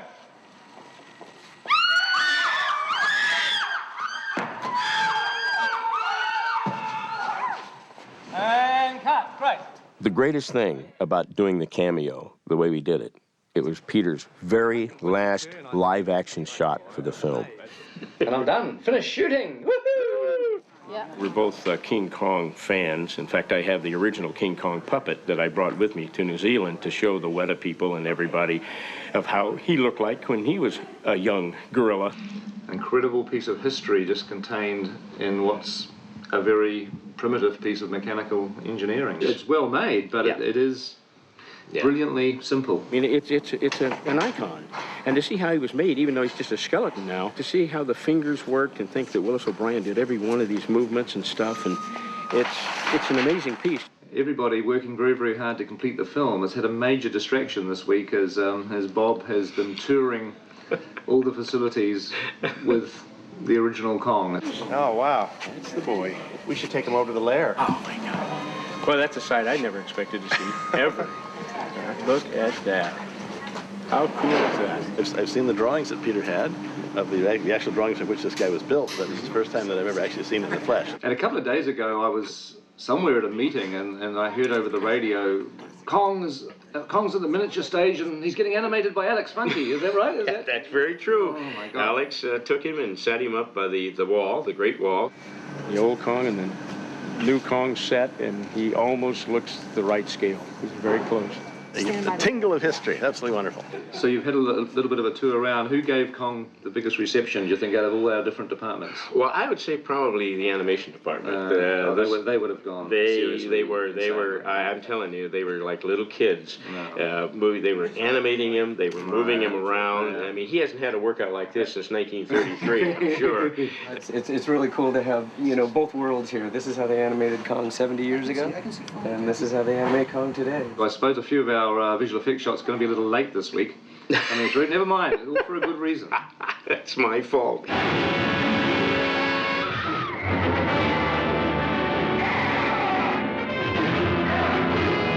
When I knew that we were getting a visit from the Eighth Wonder, I just something that I'd like to do. And it's all based on a photograph. Peter has the pterodon or pterodactyl that attacks, tries to get Fay Ray, and Kong throttles him. This is what's left of the original pterodactyl that Kong fights on the lair. Look at that. Hasn't got his wings anymore, so it would be kind of cool, wouldn't it, to put him back where he belongs? Should we put him back in Kong's I absolutely think so. I think that would be a wonderful thing to do. We'll pretend that he's holding Fay Ray in that hand there. And now this shoulder is kind of out, and this elbow is down, and he's got his wrist is turned around. That's the interesting thing. Yeah. You're doing Willis O'Brien right now. Yeah. And now the pterodactyl's mouth is open, and it's trying to bite. Look, it's trying to bite Kong's arm. It is, yeah. There he goes. Step back, don't breathe. There we go. Wow. You talk about heart pounding. It's total magic. These two puppets, gone from each other for 72 years, all of a sudden they're back. You're about to see history being, I guess, remade, you might say that. This Kong is going to be reanimated after 70-something years, which has to be some sort of a record for a puppet being animated again. And what's going to be interesting about this, since he doesn't have the fur on him anymore and stuff, you're going to see how the skeletal structure actually moves. So you can imagine what it would be like without the fur and seeing him like this. And it's got to be absolutely incredible. Kong lives again.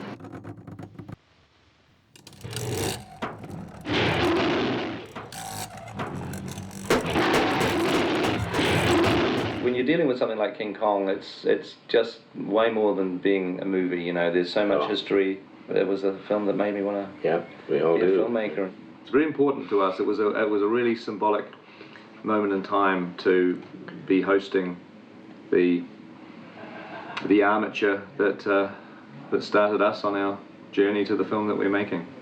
Kong is leaving the building.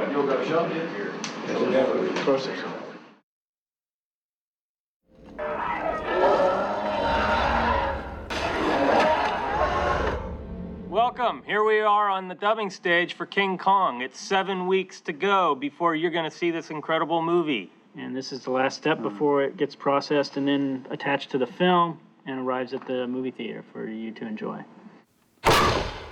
We are, this week, laser focused on dinosaurs. We've done a lot of Kong vocals, but this week we're spending time with the Brontosaurus, the Wetosaurs, and the T-Rex.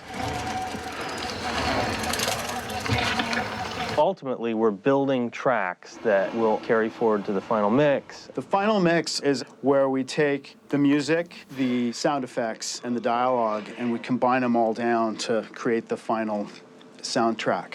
So basically, the way we have it divided up on these mixes is we have one sort of mixer that handles each one of those three areas. The dialogue is handled by Mike Semanek. Right, bring them over here! And the effects is handled by Chris Boyes. And for the music, we have Mike Hedges. My responsibilities are taking the score and putting it to the picture. And King Kong, it's a love story. And in that, it's full of emotion. The music is going to play such a huge part in this film. Been focusing on getting reels 1, 2, and 3 in shape for the final mix. I mixed the production sound, the dialogue that was recorded on the set, as well as the ADR, which is dialogue replacement, and make it sound natural. My apologies for not being able to offer you a cabin Have you found an enclosure to your taste? Dialogue is really the driving force between a lot of the volumes in films. And one of the things I do hate is like trying to force the dialogue up over things unnaturally. And I have to know how loud the music's going to be against the sound effects, where to place the dialogue. I'm going to set the dialogue at a level that's comfortable for audience members to listen to, and they have to wrap around it. In scenes where there is no dialogue, they can take it away, you know? And I'm next door over here cooking up a whole brew of sounds that's going to plow right over his dialogue. And on the day, I'll have to figure out how to get out of the way. Literally, I have hundreds of tracks going, and then there'll be the 6 tracks of music that I've got to figure out how to dodge and weave and kind of weave myself into it in such a way that I'm not stepping on the music, I'm not stepping on the dialogue. And then, of course, we'll have the times where Peter will say, you know what?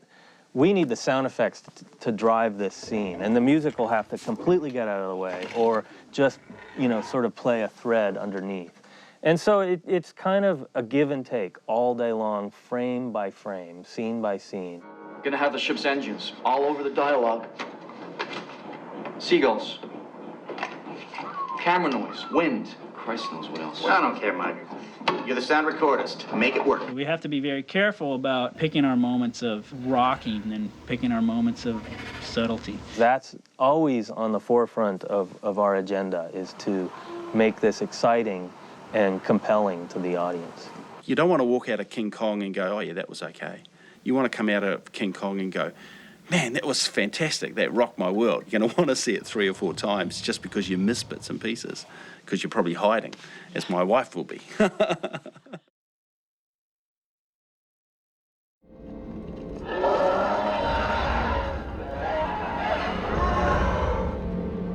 Welcome everybody.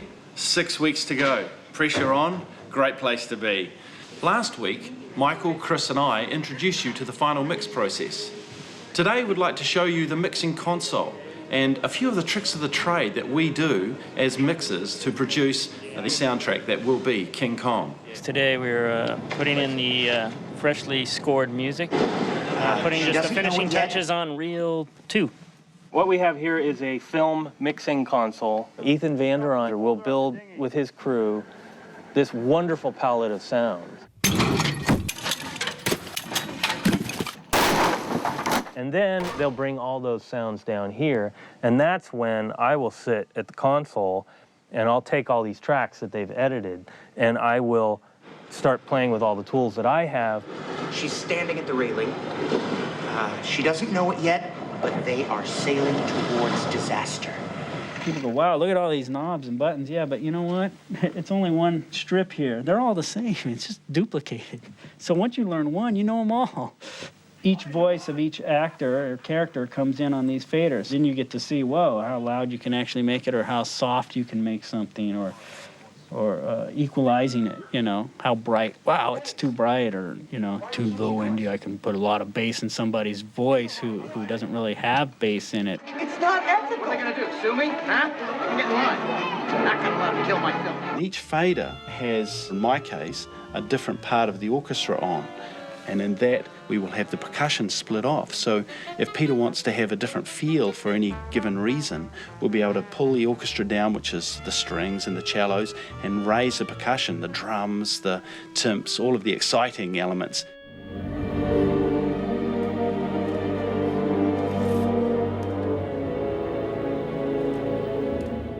On each channel, I have knobs that allow me to pan the sound around the room. I can pan it over here to the left. I can pan it to the right surround here and then over to the left surround.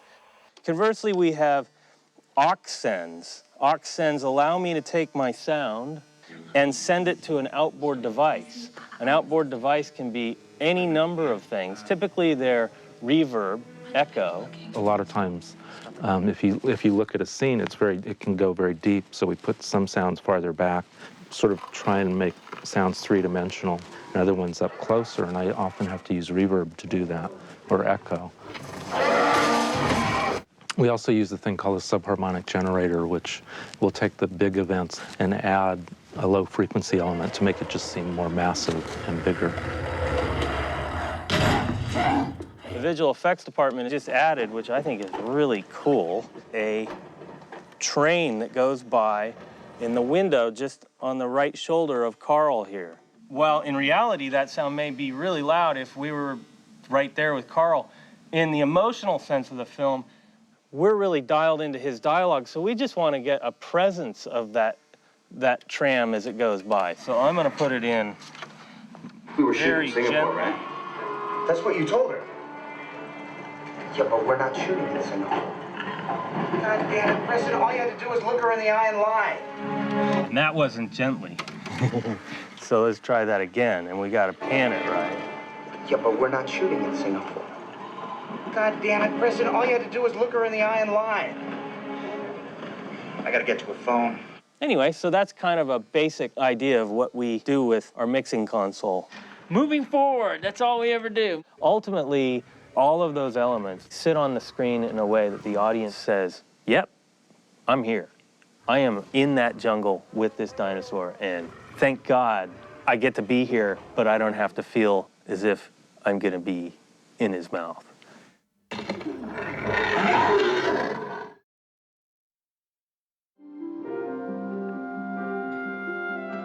Hi, it's James here, and we're in my studio. And here in Los Angeles, this is where I write and do all the mock-ups of all my scores, and especially the score to King Kong, which we have. I think we're 5 weeks away from the release, and we've recorded about an hour and a half of music, about an hour and 10 minutes to go. And things are going well, and I have an unbelievable amount of work to do, and I'm having a ball.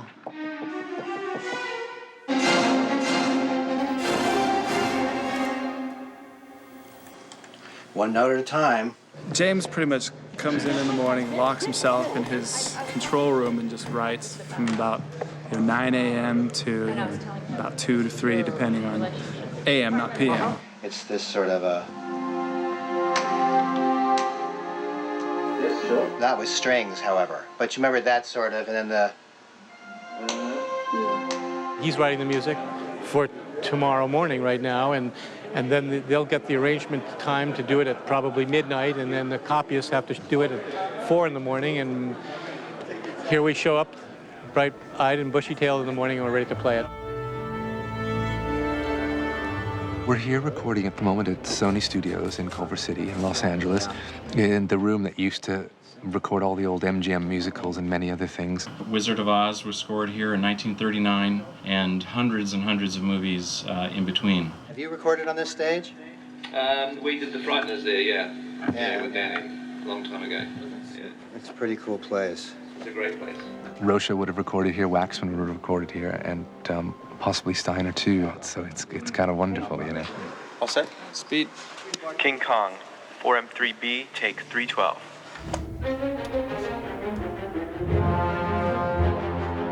You know, right now there's so many movies going on in LA, it's hard to find stages, so we're just kind of having to take what's available. So we're going here for 5 days, going to Tadeo for another 3 days, and going up to Fox for another 4 or 5 days, just because those are the 3 really big rooms, and to fit 108 people in the room and get the kind of sound we need. We record the orchestra in the morning and the afternoon, and then when they go home, a choir comes in. I was a King Kong fanatic as a kid, so the fact I had a tremendous amount of feeling for the idea of this movie. It's enormous. It's very big. Right. It's also very, there are places where it's incredibly small and vulnerable and delicate and quiet. Well, you know, the first cue that James wrote actually was we call Kong Appears. It's right after Anne has been lowered down and Kong comes out of the fog. That was the first cue he wrote. I mean, it really did. It set the tone. It was a beautiful, beautiful sequence, you know. He wrote the first 3 reels, which are pretty much done now. Then he jumped to reel 9 to write the finale of the movie, because there were themes in the finale that he wanted to suss out that can be reprised earlier in the film. I normally write 2 minutes a day is my normal goal, but since we were on this for about 5 weeks, I'm writing a lot. He's got to get for up to 2 hours, 48 minutes of music done. When we come back in at 41, it needs to be faster. Okay. It's an incredibly condensed schedule. We're doing what normally would take 4 to 5 months in 5 weeks. By the way, bravo. Beautiful sound. That was just great. I'll tell you one thing that's not coming out. Sleep. I've been working on it for about 11 days, and I've been averaging about 3.5 or 4 hours of sleep a night, so. So these are long days. I don't think I've ever worked so hard in my life. Don't worry, you do have a couple more weeks. Yeah, no, I'm not there yet. There's still a lot of the more massive, giant, action stuff from the middle of the film yet to do. And that's what the next week will entail. At the moment, it's all working perfectly, and everything's coming down on schedule and going into the mix as planned. Whether that's still true in a week or so, we shall see.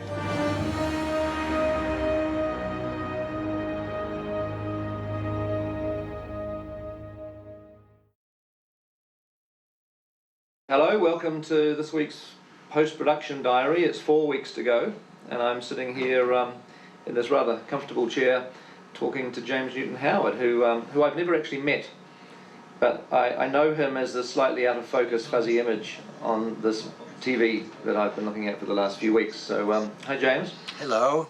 Hope to meet you one day. Yeah, I'm hoping, that'll be an interesting moment. Yeah.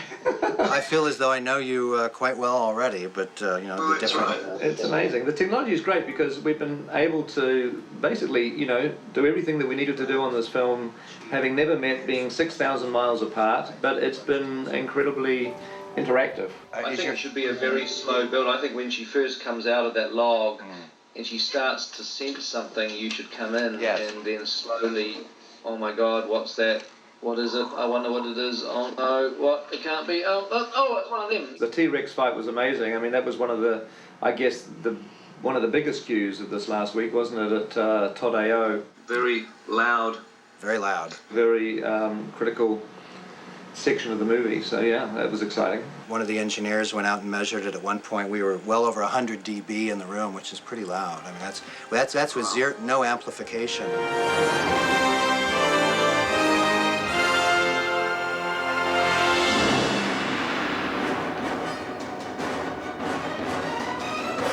We're at Todao in Studio City, California, near Burbank. This is the old CBS Radford studio, and we're here with LA's finest, moving incredibly quickly through a lot of music. And the orchestra, they just constantly amaze me.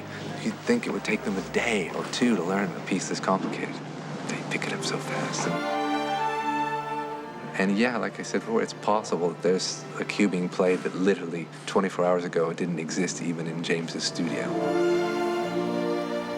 Then we go from here to Fox, which is back in Los Angeles near Culver City. We're going to go there for the last of the 4 days.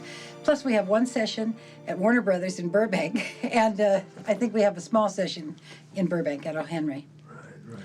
So we should get a bus with an ape on top, call it the King Kong Roadshows.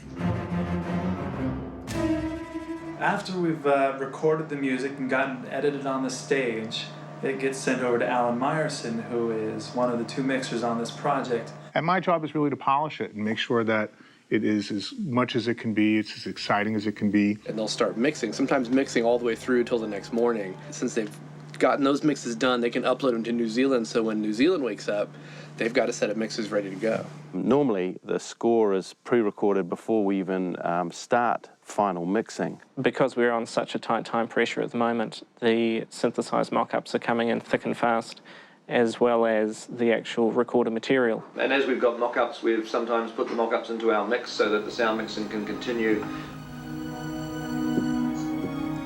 Firstly with the mock-ups, and then as the orchestral music is recorded,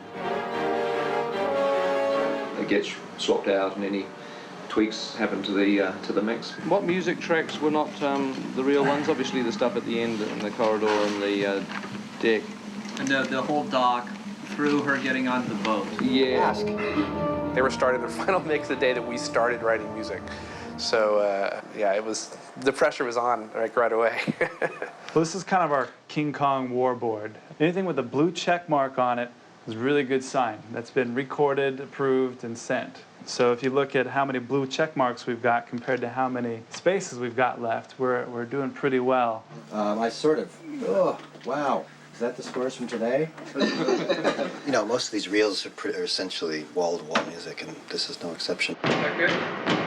So 2 hours down and, roughly 30, 40 minutes left to go. The lights at the end of the tunnel. Yep. That's great. It feels like we're rounding the turn here. I've got a strange feeling that inspiration kicks in when the time's short, and I wonder whether the music would be any better if you had more time. I'm sure you'd probably think it would, but No, I don't. I think we've been blessed with an incredible adrenaline rush and all the inspiration that goes with that, and I think it's benefited the movie in a funny, weird way. I do agree that I think more time would not necessarily have been Would have given us a bit more sleep, that's the thing. Yeah. That's right. Well, pain is temporary, film is forever. Indeed.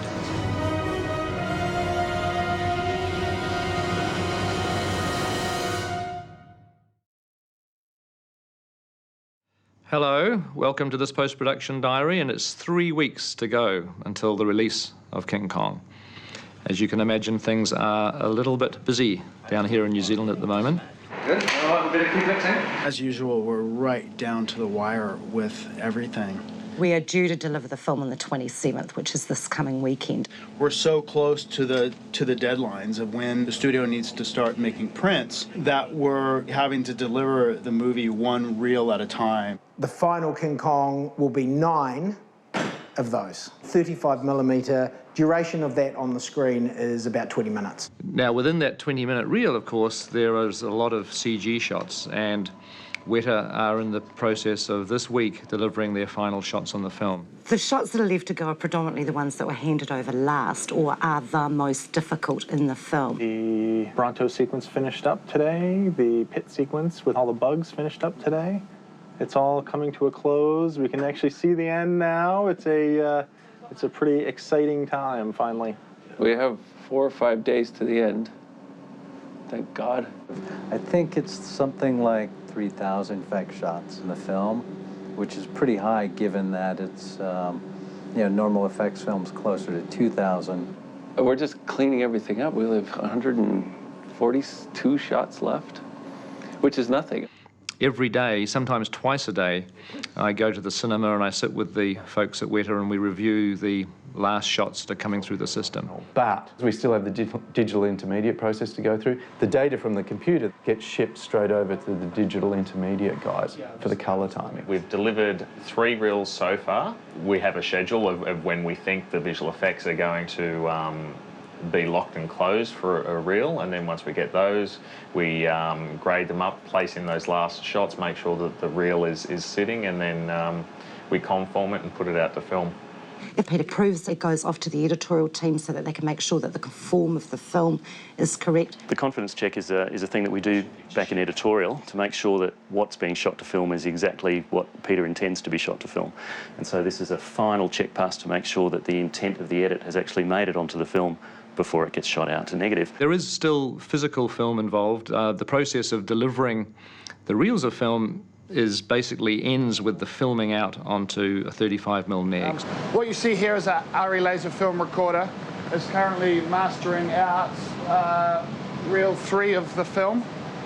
24 hours later, it goes to the laboratory. They process it, they print it, comes back. We check the print. If it's all good, then that becomes a master negative for the film.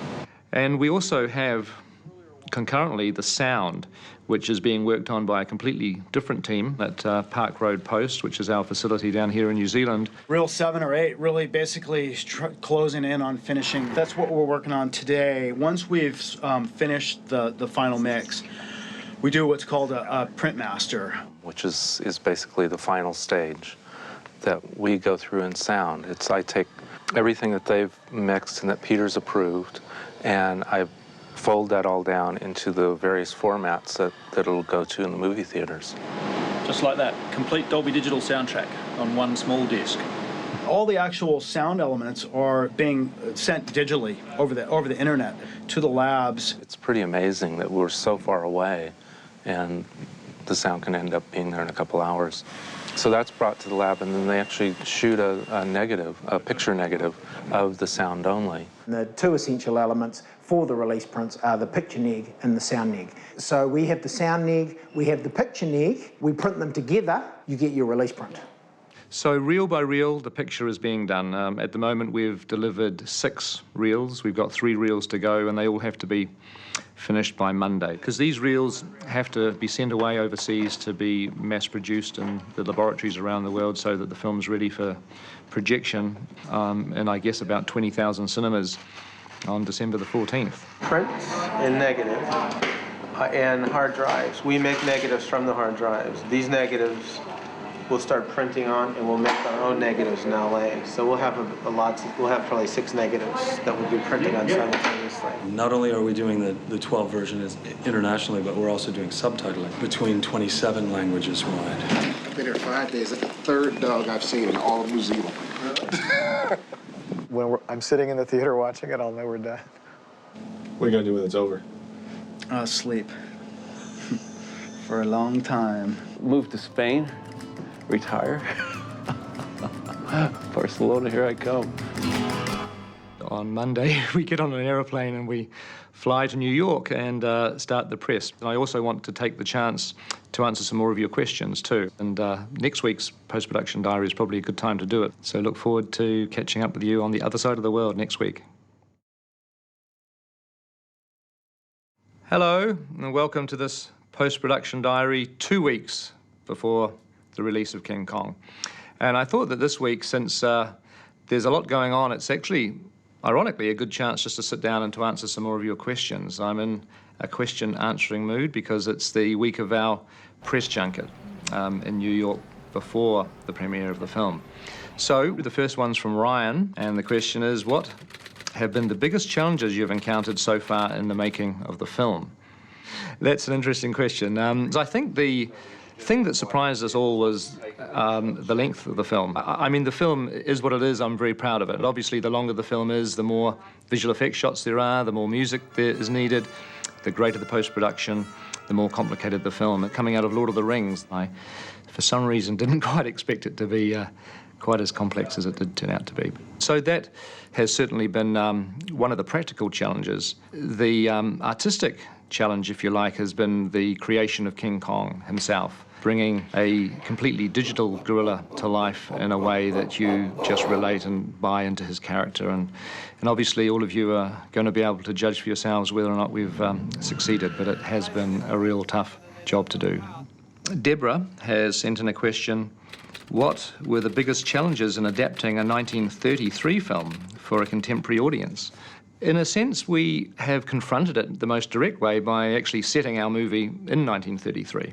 You know, we haven't attempted to update the film, but of course, you know, we are filmmakers in 2005, so obviously the world is a very different place, and the technology is very different to 1933, but there's a lot about the original King Kong which I love because it was made in 1933, and it was made as a contemporary film at the time, but we've made our film as a period movie, but I really wanted to embrace that 1933 time period. And Chris has sent in a question. How has this movie differed from the other movies you've done? The interesting thing about this film is that I started to do a remake of King Kong when I was 12 on Super 8. Didn't get much of it done back then, but I've always had this ambition, this desire to want to make this film. And so from that point of view, I felt more than any other film I've ever made, I felt that this was something I'd been waiting for years and years and years to do. So that has been a very significant part of the process for me. The next question is from Pastor Mike. What is the secret to making films in which most people know the basic plot and the ending even before seeing them? Now, that is a very interesting question. You just got to make it a cool movie. I think to some degree it's a classic fable, and I think the fact that people know the ending in a way is almost a strength of the film, because there's a certain power to it as you're watching it, knowing where it's actually heading. And also, I would hope that there's going to be a significant amount of kids, young people coming to the film that won't actually know the ending. And this will be their first introduction to this amazing story. And the last question is from Kevin. How do you feel now that the movie that you've always wanted to make is about to be released? I feel exhausted, and I'm really looking forward to seeing what people's response to the film is. there's this weird, surreal period of 2 or 3 weeks where the film goes away. It's like a child leaving home, or, you know, some period of transition. And it's strange because people see it for the first time, and you get feedback. You get people telling you what they think about the movie. And it's a very nerve-wracking time, but it's also very satisfying. And it also defines a period in your life, because there's been a big chunk of working on the film that now is finished, and we're moving on to something else.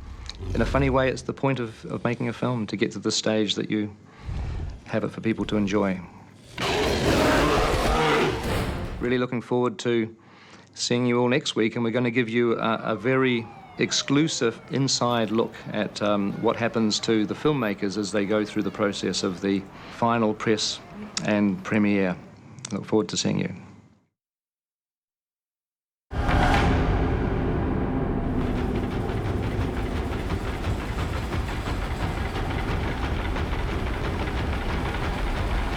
Well, welcome to this week's post-production diary. It's 1 week to go until the release of the film, and we're here in Times Square. Times Square! Where else? City! From Wellington to Times Square! This is the week of the junket. It's the publicity, the promotion of the film that climaxes basically in the premiere. We're here for what we call the worldwide junket. We're having 2 days of domestic press and 2 days of international press. I think it does no harm to remake a film that was made in 1933, because the original is a classic and will always be. Hello. Oh, what's this?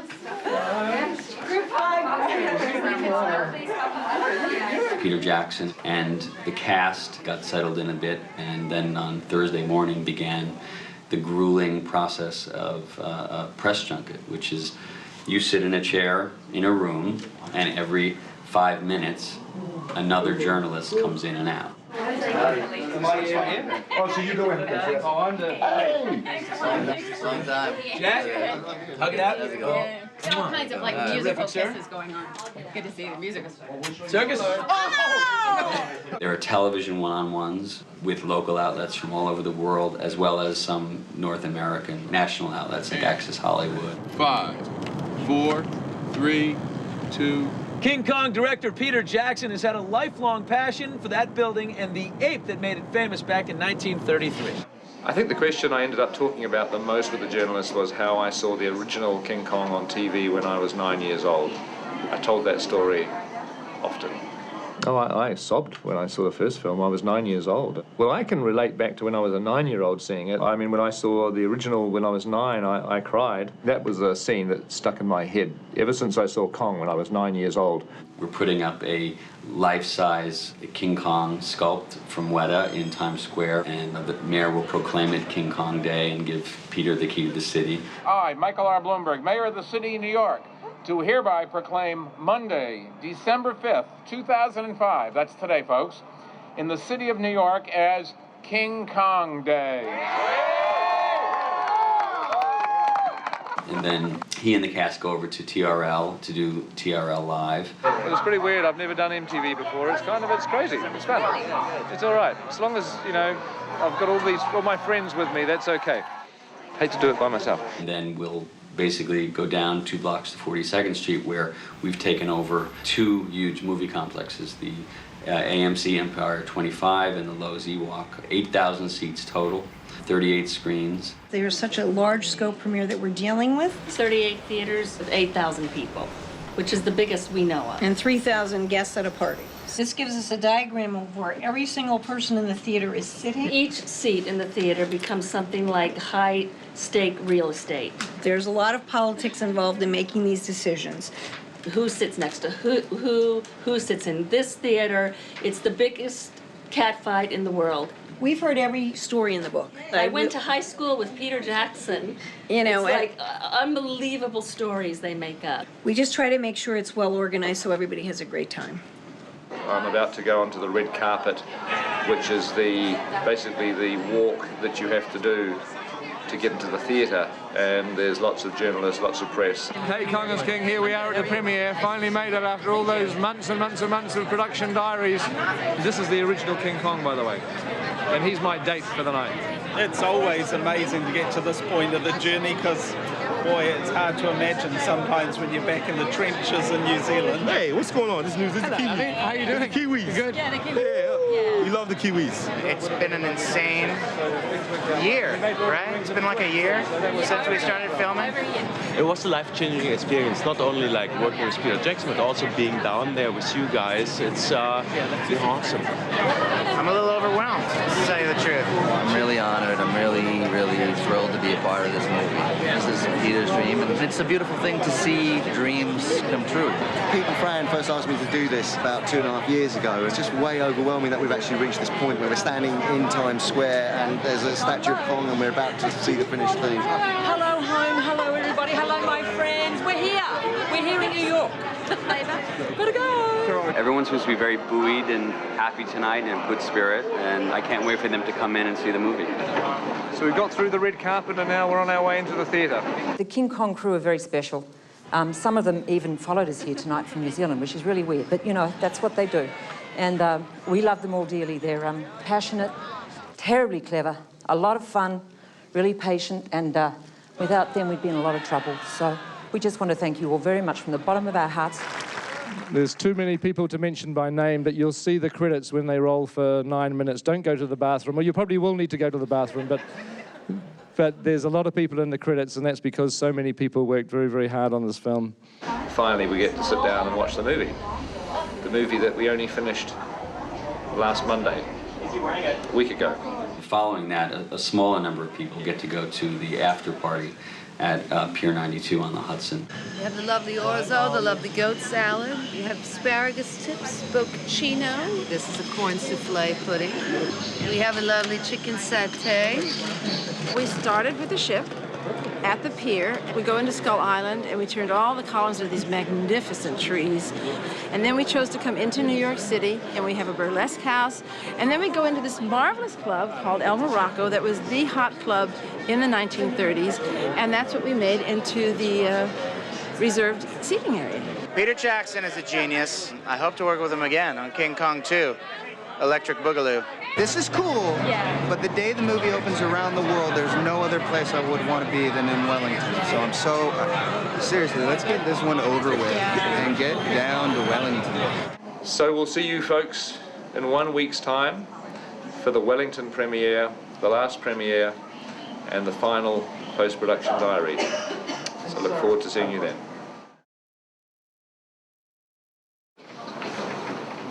So hi, welcome to the Kong, well, I'm sorry, start again. Hello, welcome to Kong is King, the internet fan site for the movie we're making, the remake of King Kong, and I'm here on the set, the first night of shooting. Well, this doesn't look like much at the moment. This is an empty parking lot, but it's where day one of the shoot took place. We had the Venture and the New York docks built right there in our parking lot. It's not there anymore, but it exists on film. And obviously, finally, it's a film that you can get to see after all these months and months of production diaries. So we're on day 16, day 20, day 27, day 36, day 40, day 51, day 66. Welcome to day 77, day 85. So today it's day 100.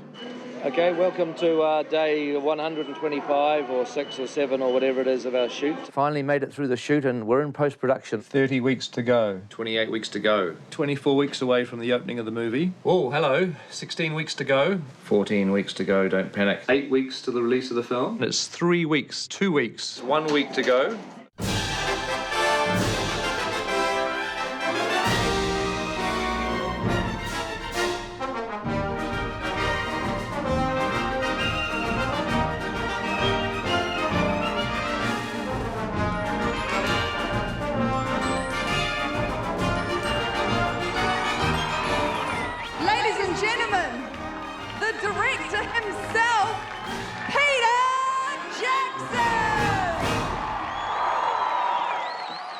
Well, it's fantastic. I mean, this is where it was made, so a huge number of people here helped, thousands of people, so it's great to be back in the hometown. And as far as premieres go, Wellington does it the best.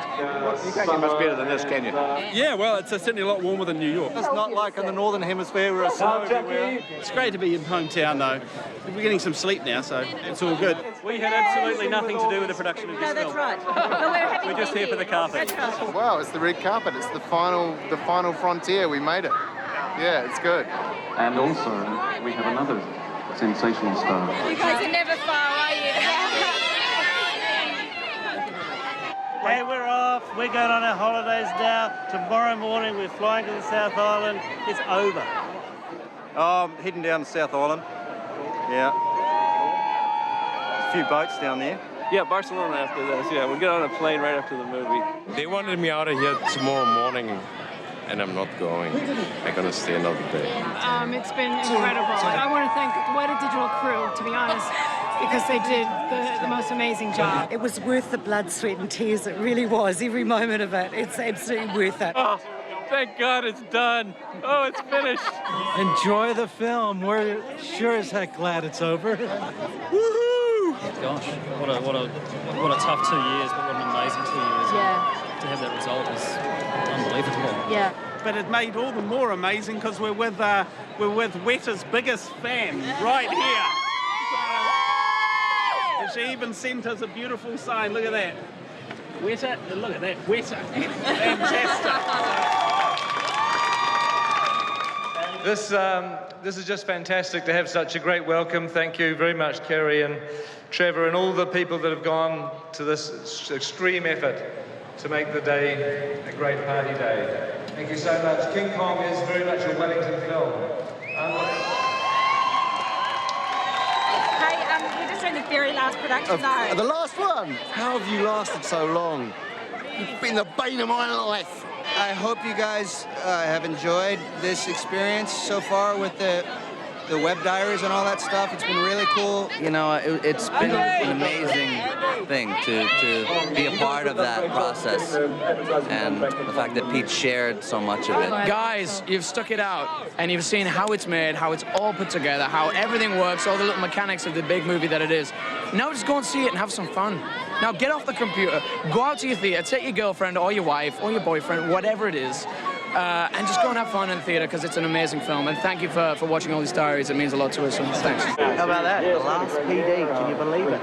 Thanks for staying with us. I hope it's worth the journey. We loved every second of it. You know, it was made for you guys, and now we're handing it over to you. So enjoy. Happy holidays, everyone. Thanks for watching all of these. It's been a great record of the whole process, and boy, just can't wait to see the film now. This is the last one. Wow. Hey, happy holidays from all of us here on the carpet. We're going to go in there and finally see what all of this is kind of amounted to.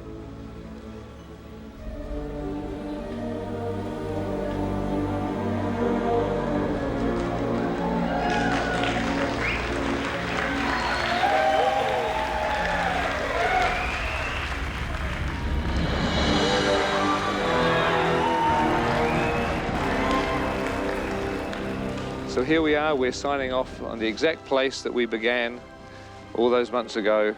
I want to just thank you, everybody at Kong is King, Michael, Regina, all the fans, everybody who's been looking at these production diaries over the past 18 months or so. You'll see a few things in the production diaries that didn't make it to the final cut. So who knows, there might be a DVD in the future. This may not be the last time we'll be talking to each other. It's been an experiment, I hope you've enjoyed it. It's been fun for us, and I hope you enjoy the finished result. So thank you very much. I'll say goodbye.